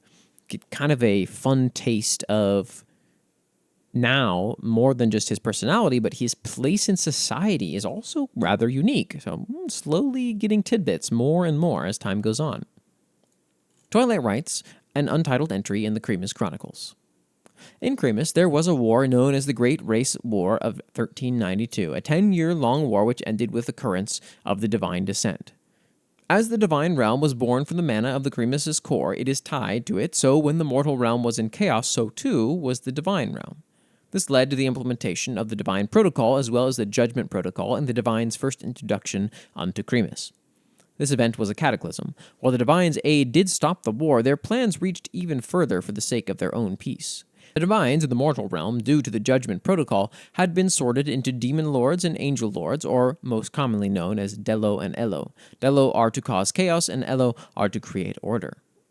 Due to the Divines being unable to directly or intentionally harm mortals, as the Divine Protocol prevents anyone not born on Cremus from doing so, they devised a workaround. Artificial life forms, monsters to cause chaos for them, demon beasts, most commonly known as Dest. These, being born on Cremus, were not affected by the Divine Protocol and thus were free to run rampant on their creator's orders. And run rampant they did, only for the Elo to always show up at the last minute and defeat them. Although, as it was last minute, damage had always already been done, and without anyone else to fight back, the mortals built giant cities surrounded by towering walls spread all across the world. Once the mages gained a monopoly on mana stones and raised their place in society, it was discovered that magic could temporarily prevent Dest from regenerating and meant mages stood a fighting chance against the Dest, leading to the implementation of the Mages Guild. The stronger the mage, the more harsh jobs they can take on, while low-ranking mages only do odd jobs, high-ranking mages fight Dest. The mages also studied mana stones and made new creations with them, leading to new defensive tech and reinforcing the walls around the cities, among other things. Thus, the mortals had created walls to survive, had learned how to fight back against the Dest, reinforced their defenses, and created new defensive tech, no longer having to give their all to live another day, no longer having to rely on the Elo to survive, no longer having to pray their walls would hold out, no longer just surviving. Instead, they began to thrive. It is cool to watch or to see an event which brings a big change in the general betterment of society, which we have seen a little bit in our own world. You know, as rough as things seem sometimes, there has been a lot of really impressive improvement in the way that the world globally responds to disaster events. And I feel like that reflects kind of in this piece, and I like it. It's very hopeful, very wholesome piece that we got from Twilight. Kendamarania writes, After the end, an entry in San Chicoco 2065. The Bay Area was left in shambles by the time of the late 2020s. Final Hour successfully destroyed much of the population centers and killed anybody who was unlucky enough to be caught in the nuclear blasts. The USA, seeing how much of its problems with AI began in the Bay's own Silicon Valley, as well as its increasing instability, abandoned it. With it being left isolated and under the thumb of a decimated California, it seemed the Bay Area had no more hope left for the possibility of rebirth, especially whilst in the midst of a localized nuclear winter. That was, until the megacorps began to arrive. Yamato and Leishan were the first to settle in the war-torn city, their home countries going through radical changes in government after the nuclear war. They wanted to assist the Bay Area cities in rebuilding what was lost from the bombings, establishing the first neon skyscrapers amidst the rubble. Iris and Cornea, Passy, Evolutech, and Red Sword came next, doing what they could to aid the Bay, now called San Chicoco, in becoming an economic and cultural powerhouse. While the rest of America was still struggling to pick up the pieces after Final Hour, San Chicoco managed to bounce back in only 40 years thanks to the megacorps, its infrastructure, technology, and artificial agriculture all recovering, and better than before. It almost seemed too good to be true. In reality, while the city now dazzled with neon holograms and flying cars, its citizens traded that security for their basic human rights and dignity, slowly becoming accustomed to the commodified lifestyle where everything is private enterprise for the megacorps, even the cybernetics they used to upgrade themselves, a symbol of its control over their autonomy. The wealth gap was larger than ever before, crime and gang violence became exasperated by desperation under the neon dystopia, and corruption ran through every system. San Chicoco was an experiment for the megacorps to see how far they could stretch the human limits of needs brought on by Final Hour. By all accounts, with meager resistance to the new monopolized lifestyle, it seems their hypothesis of a new city, a new megalopolis, was correct. And we whip right back around to the other end of the spectrum to have something a little bit more cynical, a little bit darker, but very fitting for a cyberpunk-inspired setting. For day 465, the prompt was, how does religion affect the daily lives of their believers in your world? And this comes from Kendamarania in the Discord. Bulbman 5000 writes, the faiths of Seroth. There were many, many religions on Seroth before the arrival of the Patriarch and the emergence of the Scourge. The minor deities had numerous religions around specific practices such as science for the god of knowledge or blacksmithing for the forge god. But unfortunately, now these faiths and gods are nameless, their cults dying off after they were slain by the Patriarch. Even Seroth's cult has dwindled greatly.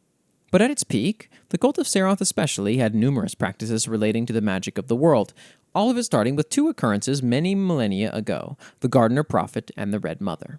The latter grew a great garden from his use of forest magic and connection to Seroth, who told of magic's great purpose, that it was a gift from the goddess herself. The latter, during labor and the birth of her children, tapped into Seroth's biomancy magic by mistake, inadvertently revealing that none could tap into that power of flesh, blood, and bone like a pregnant mother could. These two led to the cult of Seroth by sheer happenstance. Now, the strongest cult is the patriarchal cult, the cult of the Scourge, for not all of the Scourge are beasts. Some are humanity's most vile, twisted, and evil, usually men, returned to life as horrific beasts. These fiends often sacrifice women to the Patriarch even if he doesn't care for their worship. They treat him as a god anyway, uncaring of if he gives them some twisted blessing or no. And this very cult is acted as field commanders for the hordes at large, all at the behest of their pontiff, the servant of the grim Patriarch, the Zealot. Many often hide from the cult than fight them, for when one cultist appears, a legion of horrors is soon to follow. I feel like Seroth, the thing that I'm getting from it is this vibe of like a long dead history of a world, which I really like. This sort of recency of the everything kind of dissolving that was once important and being replaced by something kind of worse. It's kind of an interesting premise for a setting. Now, this, I believe, is our first entry from Johannes, Winston, Wiley, or Tex in the Discord. Hopefully, I got that right. I'm sometimes bad at pronouncing names if it's one I haven't seen too much. But they write, Faith in the Watcher's War. Religion is a variation of enchantment, where something is imbued with magic. In this case, the belief that something is holy causes it to be so. It's why vampires get overstimulated in churches and prefer not to go into them. It's not that they can't. It's that it's a lot for them to deal with, given that they feed on latent magic in the air. The problem is that there's not many true believers anymore, so the enchantment of faith is dying out. really short entry, but I like it, is dealing with a kind of a common theme among a lot of religion now, existing in an era of disenchanted people, and it seems like maybe Tex is kind of playing with that a little bit here. Nugget writes, Religion, a meta-entry. The critique of organized religion is a very prevalent theme in most of my works. Time Traveler and the Immortal is a cautionary tale about historical inaccuracies and unreliable narrators. The gods were once beloved, but now they are hated so heavily that humanity's anti-theism is practically a new religion and is similarly used as an excuse to carry out some vile actions and beliefs. What if Jesus decided he deserved better? Emrys was the byproduct of a virgin birth. Mariam was not given a chance to consent before Stella impregnated her. He had been raised and taught his entire life that he had to be perfect. Stella only accepts perfection. If you are not perfect, you are not deserving of divinity. If you are not of divinity, what worth do you have? He was ignored by his divine mother, unknowing why he was so different. His magic grew faster than he could keep up with it, and he accidentally killed his birth mother, the one who never even had a choice to have him. If the gods are so perfect, why do they let bad things happen? Why does Stella not answer his prayers? If he was his creation, why did she make him wrong? Why was that his burden to bear? Emrys spent his entire life trying to be perfect, but it still wasn't good enough. No, he was lied to. The gods and the divine were his entire life, and he was lied to. The gods are no better than he is. Those false gods are not perfect, and they are undeserving of being God. And so he went on a religiously motivated crusade. He killed the other gods, he turned their followers against them, he destroyed records, desecrated churches and temples, warped history in his idyllic views of monotheism. After all, there should only be one God. It's simply better that way. He's helping them, keeping humanity away from the corrupt hands of the false gods they used to worship, but it's okay now because he was here to enlighten them. Rewriting history in his image to convert the world to his religion? Now where have I heard that before? His centuries of historic vandalism sparked some very creative and extreme views amongst mortals. Their hatred of the gods turns into its own justification. An estimated 40,000 to 60,000 people died within a century on account of the witch hunts due to humanity's hatred of magic justifying their playing God. People will believe and do a lot of things when God wants is part of the sentence. Victor grew up in the Time Traveler and the Immortal equivalent of a religious family, one with a lot of kids who fears the influence of the divine as if it were the devil, and even Phineas as a witchfinder could be interpreted as a sort of clergy member within context. They use their faith, or rather inversion of, as an excuse to hate. They say it is helping them. They say it is love. They care too much for their fellow man to allow them to fall victim to the influence of the gods. Yet Victor is suffocating. He has magic in a family of witchfinders who would have him sent away or worse on account of his magic. It is a very clear allegory for being queer in a religious house, backed up further by the time period than also being homophobic. Victor hides and represses so much of himself out of fear. He knows he cannot be himself, so he puts everything off about him in a box in the back of his mind, and if he doesn't think about it, it can't hurt him. He doesn't think about his sexuality, his neurodivergence, his magic, in an attempt to be what his family wants of him, for if he isn't, well, he'd rather not think about that. He is so repressed in his identity that it began to take a heavy toll on his mental health, so much so that, well, 39% of LGBTQ youths have considered doing the same thing. But what if the gods were evil? Would you follow them then? What if they were the gods of malicious domains, but still give blessings as if it were a show of love? You want to be loved, don't you? Petrichor is a city that has normalized misery to the point they no longer question the absence of the sun. They no longer aim to get better. This is all they know. Those in the aristocracy fear the church, and even those who have dedicated their lives to it must sacrifice a part of themselves, cutting off their ear or shooting themselves in the jaw. The keeper waits for its victims to convince themselves of its will. Thaddeus was abandoned by his mother when he was 7 because of his father. As a kid, he was convinced she spoke to the keeper itself. His mother wouldn't do that to him. She loves him. No, it was the keeper warping her mind, telling her to leave him. She'll come back for him. She'll come back. And not the only instance. Abandoned by the Second Estate, abandoned by the council, abandoned even by Edward, the keeper's will. The keeper's will, and if you can't beat it, you join it. Thaddeus has been so messed up by paranoia regarding what his god wants, he will burn the city to the ground and dye the streets red with blood. Hurt them before they hurt you. That's how the world works. That's what the keeper wants. The world through the frenzied's eyes. It's a view few are blessed enough to see. Edward has been claimed by the frenzied and is constantly described as having a few screws loose. He has a plethora of mental disorders which affect him very harshly. Not that he would ever get diagnosed for any of them. Edward never really considered himself associated very heavily with the gods. He does not much care for their will or their plans or how they might see him. He simply wants to live as he sees fit. But the frenzied. He does not choose to see through its eyes. He does not like going from 0 to 100 within his mood. He does not like how his mind races, his sleepless nights, the nights he cannot leave bed for how heavy his body feels. He does not like thinking he could effortlessly surpass the gods one week, then crash and burn the next, thinking he would be better off dead. Not that he would have any access to a diagnosis or therapy or medications or information on how to make his life easier. No. The frenzied is playing with your mind, Edward. They sing in your ear. You are their mouthpiece. The decade's special flower. That's how it shows its love. That is how it made you, how it blessed you. Ambrose is in pain. He has always been in pain. His entire family has been stripped away by his God's love, for that's just how it shows its love. And he is afraid. His mind has been shattered by the decade and his fear, and the church telling him it is love. He hates the church. He hates being in pain. He fears his own death, and the church tells him to be grateful. Tragedy after tragedy, and he is told the same thing. It is the decade's will. It loves your family. It loves you. Its love doesn't help him. Its love didn't help his family. Its love doesn't help him. He's just miserable, and it's the decade's fault. But what else is there to do? He is in pain, and he is scared, and he is loved, and he hates it. It makes him want to peel his skin and tear out his stomach. Most of why he does what he does is out of his religious psychosis. The avarice either gives everything or nothing. There is no in-between. You are either feasting or starving. You have everything or you have nothing. It is the god of extremes. Thalia has everything anyone would ever want in Petrichor. Money, status, power, a spoon for every bite. Yet it still is not enough. She knows her god well, and one falter will cause her to lose everything. If she cannot have everything, then she has nothing. She always needs more. The church stands above her.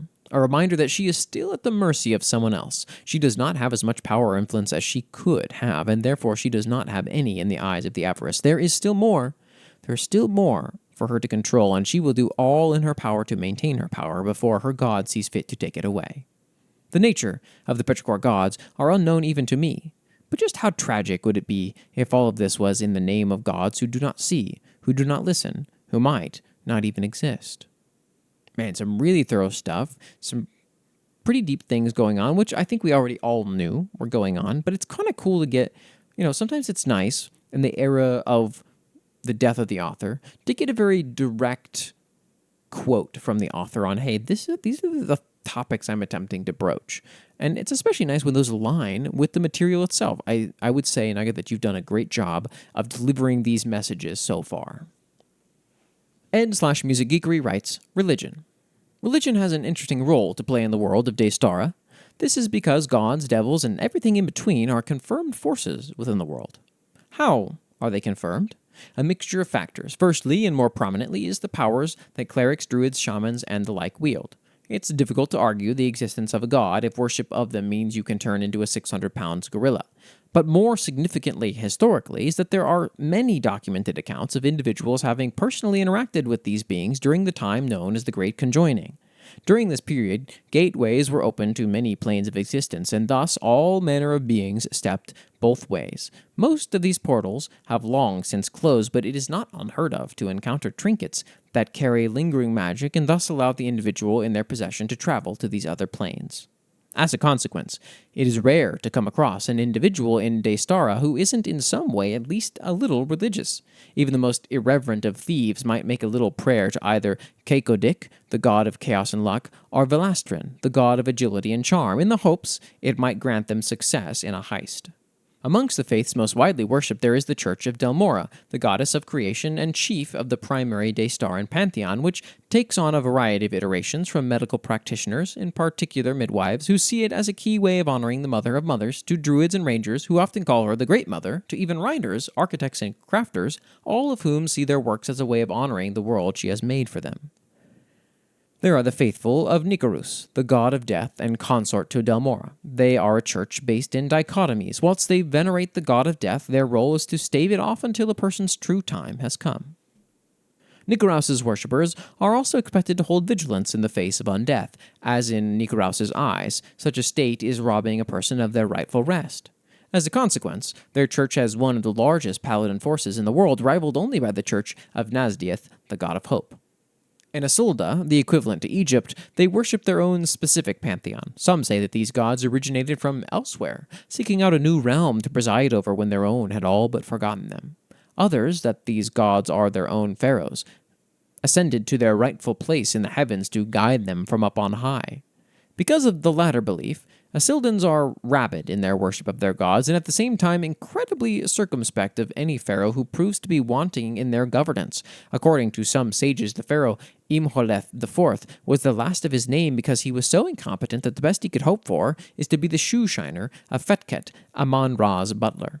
Despite this indictment of his character, there is still a small caste amongst the Isildans, most typically those who work the sewers and such, who worship him. The nations of Crimbael and Kivalkla are fiercely dedicated to their gods, Gilistrin and Gilanyal respectively. The former promotes strength and endurance for the protection and freedom of others. The latter embodies the concepts of tyrannical might makes right. This has resulted in an ongoing war between the two nations that does not seem to have any chance of ending. Lastly, for now, as I have so many gods and so many ideas for them that I could go on forever, is the church of the goddess Amrai, the goddess of creativity and compassion. It is quite common for the faithful of Delmora to also venerate Amrai, or vice versa. She is held in high regard within the arts, often called the Mother of Muses, and many medics and counselors worship her for granting them the strength to carry on. Large-scale god coverage is kind of difficult to do, and I feel like you've done a good job, Music Geekery.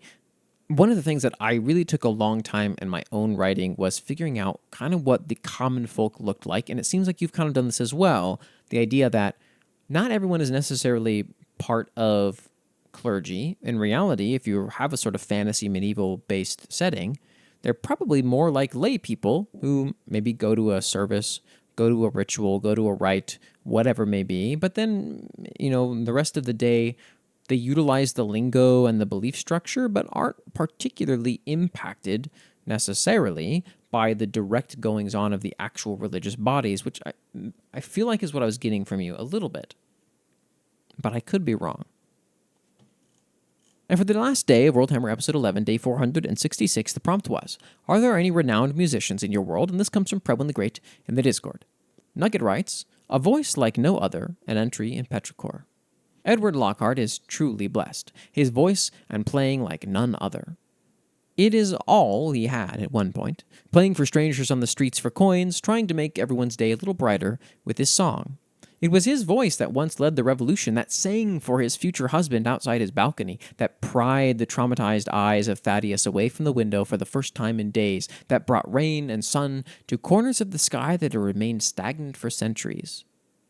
It would not be inaccurate to describe him as a siren. He has an innate and emotional connection to the magic of the world and uses music almost as a spell focus. He weaves magic into his music and playing, and music in his magic and casting. He has a rather famous ethereal effect to his compositions, being able to overlap and harmonize with itself and even mimic instruments with his voice alone. And he uses it most often for hypnosis, screwing with the minds of his listeners as the frenzied sees through his eyes. Originally, he picked it up to aid on the streets, to keep his audience docile while Thaddeus pickpockets them. He uses it now to make people a little bit happier or calm his husband during his episodes. But he can screw with people's minds in a much wider variety than he lets on. Lure people to specific areas, hold them in place, make people subconsciously stay away from somewhere while he sings, make them think nothing is wrong, cause hallucinations, cause people to forget entire hours of their lives, even control people as if they were puppets, make them kill one another. Edward is a good person. Or at least that's what he tells himself, but be wary whenever he plays for a crowd. He might just have other intentions beyond simple entertainment.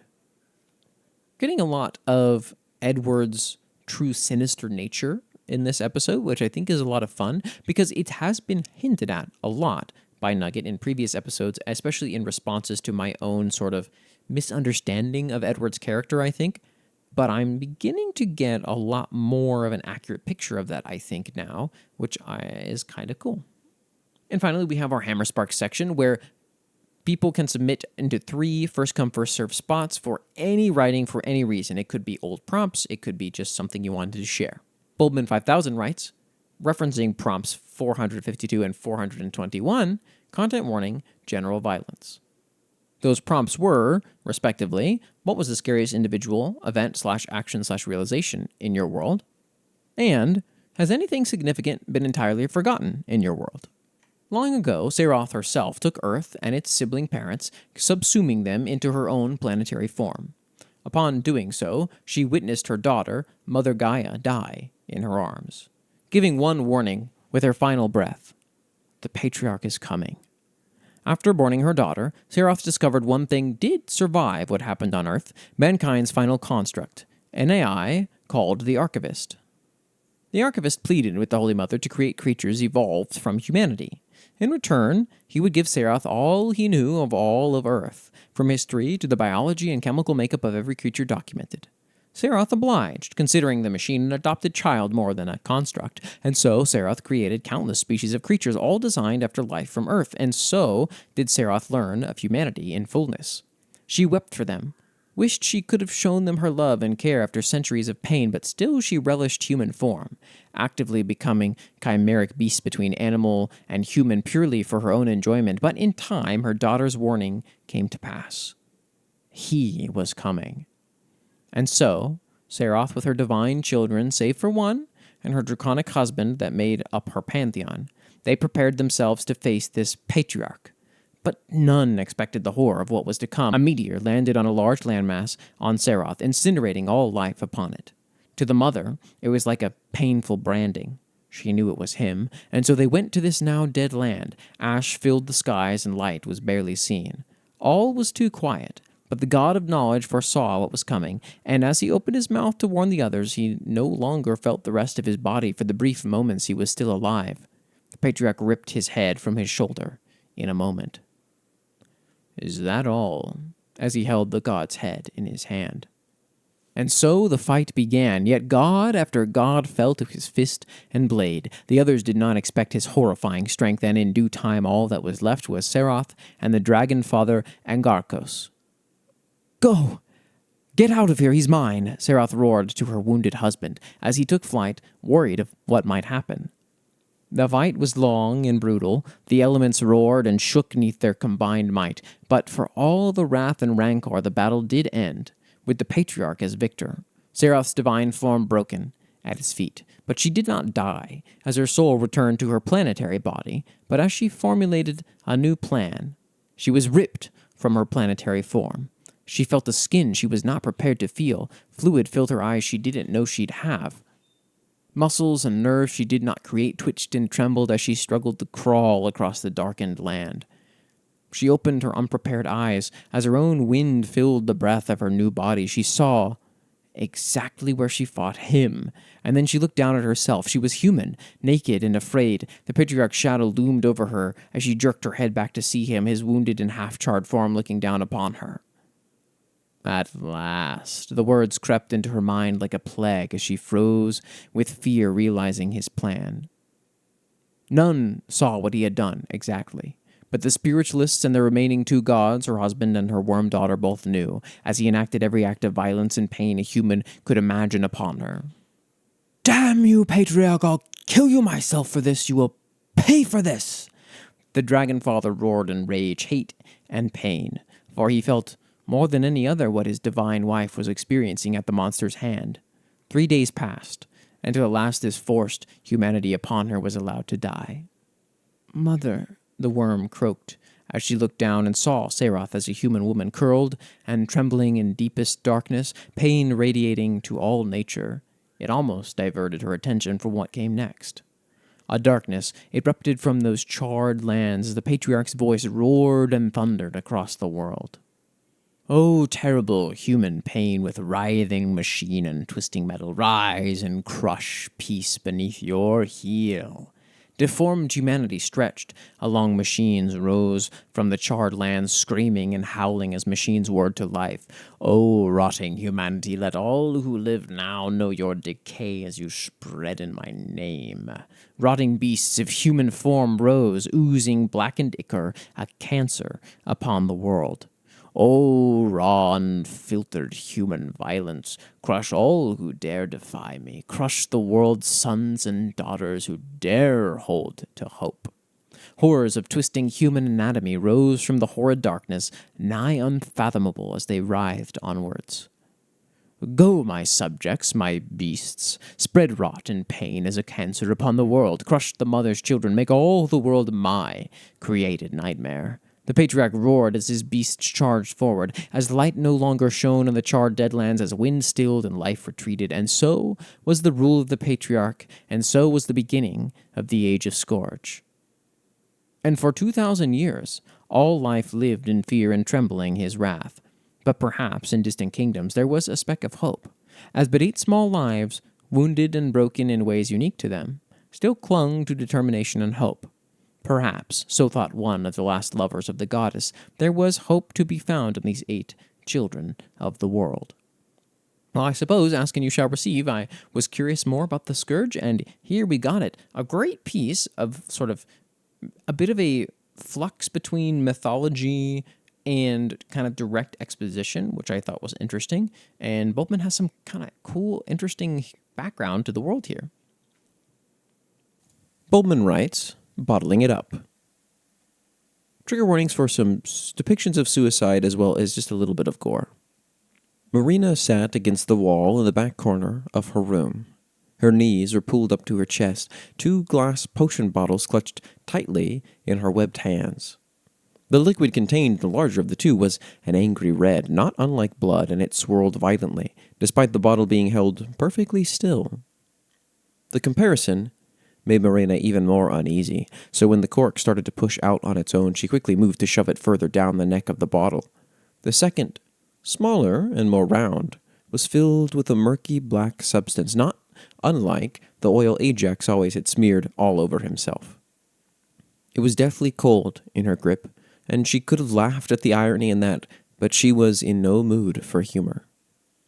Her gaze traveled back to the first bottle, which had gotten even closer to uncorking itself again. Marina knew she had waited too long this time, stalled longer than she had ever tried before. Taking a deep breath, the alchemist pulled the cork the rest of the way out herself, and in a swift motion brought the bottle to her lips, gulping down the liquid as fast as she could. The taste was horrible. Marina had gotten somewhat used to it over the years. Drinking your own feelings wasn't something that really got easier with time, though, and she had to fight against the urge to retch it back up, glassy eyes watering with the effort. Almost immediately, the emotions that had been bottled up began to flow through her body, eliciting an anguished sob which Marina prayed none of the others had heard. Every horrible thought and feeling about herself hit at once, overwhelming all her senses. The disappointed voice of her father when she told him she didn't want to be a glassmaker. His disgust when he first caught her smoking and having to cover up her wrists around the house. Her already wet eyes began to shed streams of tears as heaving sobs racked through her, blurring her vision. At some point, she must have dropped the tall bottle because when she tried to stand, a different pain shot through her foot. Marina had broken quite a few bottles in her life, and she knew the feeling of stepping on glass. The physical pain, however, was nothing compared to the agony coursing through her. Never before had it hurt this badly. Marina had to clutch the side of her table to stabilize herself even a little. It was at this moment that she became aware of the small bottle still clutched tightly in her left hand, her way out. Somehow it hadn't even cracked, despite the vice-like grip she had on it. The answer to all her problems was right there. All the pain would go away and she would finally be free. Still, as her free hand moved to open it, Marina felt like she was watching herself from outside her body, a spectator to her own end. With how much her hands shook, she was terrified that she would accidentally spill the potion, but it remained perfectly still as she pulled out the cork. A thought flickered through her tortured mind of how much the murky liquid reflected the end it would bring, cold and lifeless. It took her much longer to bring it to her lips than it had for the first bottle, and Marina didn't even realize she had begun pouring it into her mouth, as it was so cold that it numbed her lips as well as every part of her it touched. It flowed out like a breath on a cold day, misty, not at all like how a liquid should have moved. The alchemist had no words for the sensation that followed when the bottle was finally empty. It wasn't painful, not at all, but it certainly wasn't peaceful like she'd expected. Marina stumbled, barely registering that her mind had gone silent. No more voices, no more screaming, no more sadness, no more anything. It was as if her entire being had just gone blank. Darkness tinged the edges of her still blurry vision, and though her next step was with her injured foot, she felt nothing from it. Unfortunately, her body still reacted, and her body fell forward into the mess of beakers on her table, cutting her further. It shouldn't have taken this long. It should be over by now, she thought, feeling what might have been panic. Perhaps she had drunk the wrong one, prepared it incorrectly. No, she couldn't have. Her measurements were perfect. It had to end soon.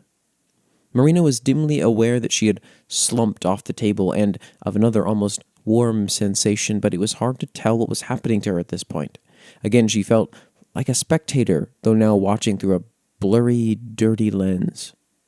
And then everything went dark. But she shouldn't have been able to know that. There should have been nothingness, peace. This is all very, very wrong. Gradually, the darkness cleared, and Marina was still in the center of a room. Perhaps this was the afterlife? The ship was where she had been happiest. But as she looked around, she noticed that there was still broken glass and fire everywhere. Fire? When did this happen? Marina! Marina snapped her head up to the sudden voice to see Xavier standing there, clutching that weird staff of his. He looked terrified, more so than the alchemist had ever seen him. She tried to speak, but her voice didn't feel right. It was almost disembodied, coming from outside of herself. Marina attempted to move towards him instead, but found that her limbs felt wrong as well. She was able to advance, yes, but she knew her legs didn't move to do so, at least not correctly. For whatever reason, her action appeared to have startled the necromancer, who threw his staff up as if trying to defend himself.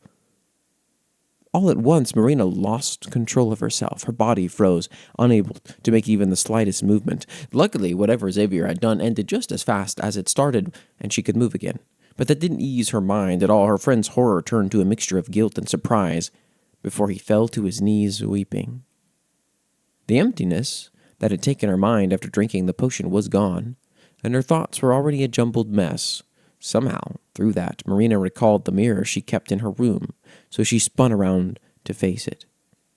It didn't take long to realize why her friend was crying, and the alchemist screamed before her own sobs came. She could see through herself. The fire, her friend's sobbing form, all of it was visible behind her translucent body. The potion had worked. It killed her, but this wasn't what she had wanted at all. She wanted peace, relief of some sort. But there aren't many stories about peaceful ghosts. Really, kind of a fascinating piece here. I'm not sure what the message is, which I kind of like to a certain degree. I think it's interesting that I'm not 100% sure what Bultmann is trying to get across in terms of feeling and moral, if there is one, not to say that there necessarily has to be. But it feels like the kind of piece that has something in mind to say, and it's dark and it's sad, and almost feels like a preamble more than anything to maybe a book or a small short story about Marina, then as the ghost figuring something out, learning something about herself. It'd be really interesting to see what else Bultmann has in mind here. And for our final entry of World Hammer Episode 11, Perfectly Great writes, The Deep. When you walk where you shouldn't, where one could not, where one will never, between the seams and curtains of the material and the border of the absurd, the impossible.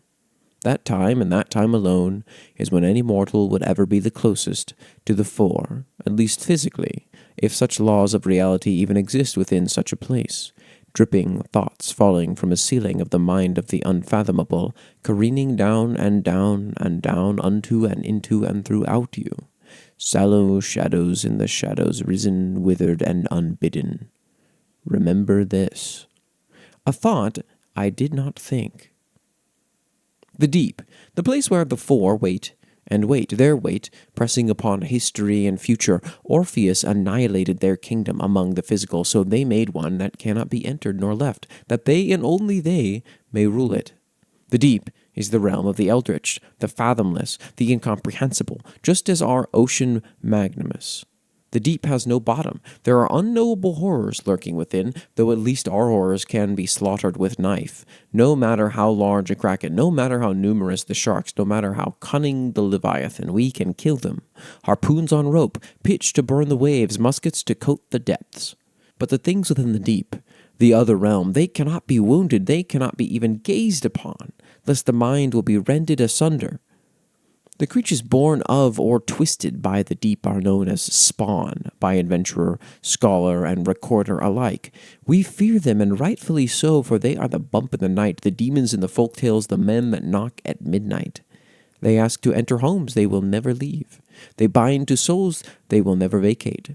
They are hateful of us, all of them, from the smallest thought form to most monolithic old one. They despise us in flesh and blood and mind and soul. The things spawned from the deep are just that, created, not born. No doubt the mutants born of eldritch energy are not themselves present in their bodies. Their flesh has simply been replaced, their position in our world swapped out with something from the other side. I visited it, you know. I survived it. It spoke with me, yet I could not understand it. It dragged me out towards the desert and told me something I could not possibly know. If these things are what rules over the West, then how can we possibly conquer it? How could we ever hope to build a city there, or to carve aquifers into the mountains? The deep, the realm of the eldritch, is already here, I feel. It's just hiding.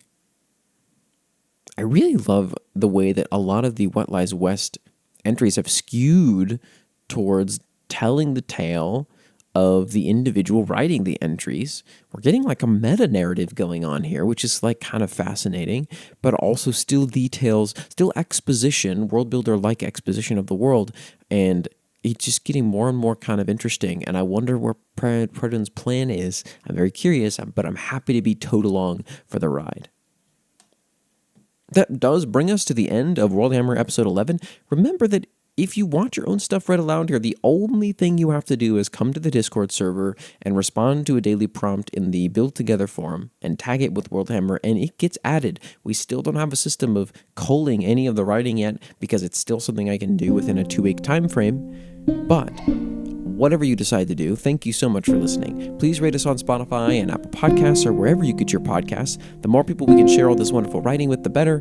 We will see you next time, and may your world never be lost in the fires of the forge of the Worldhammer.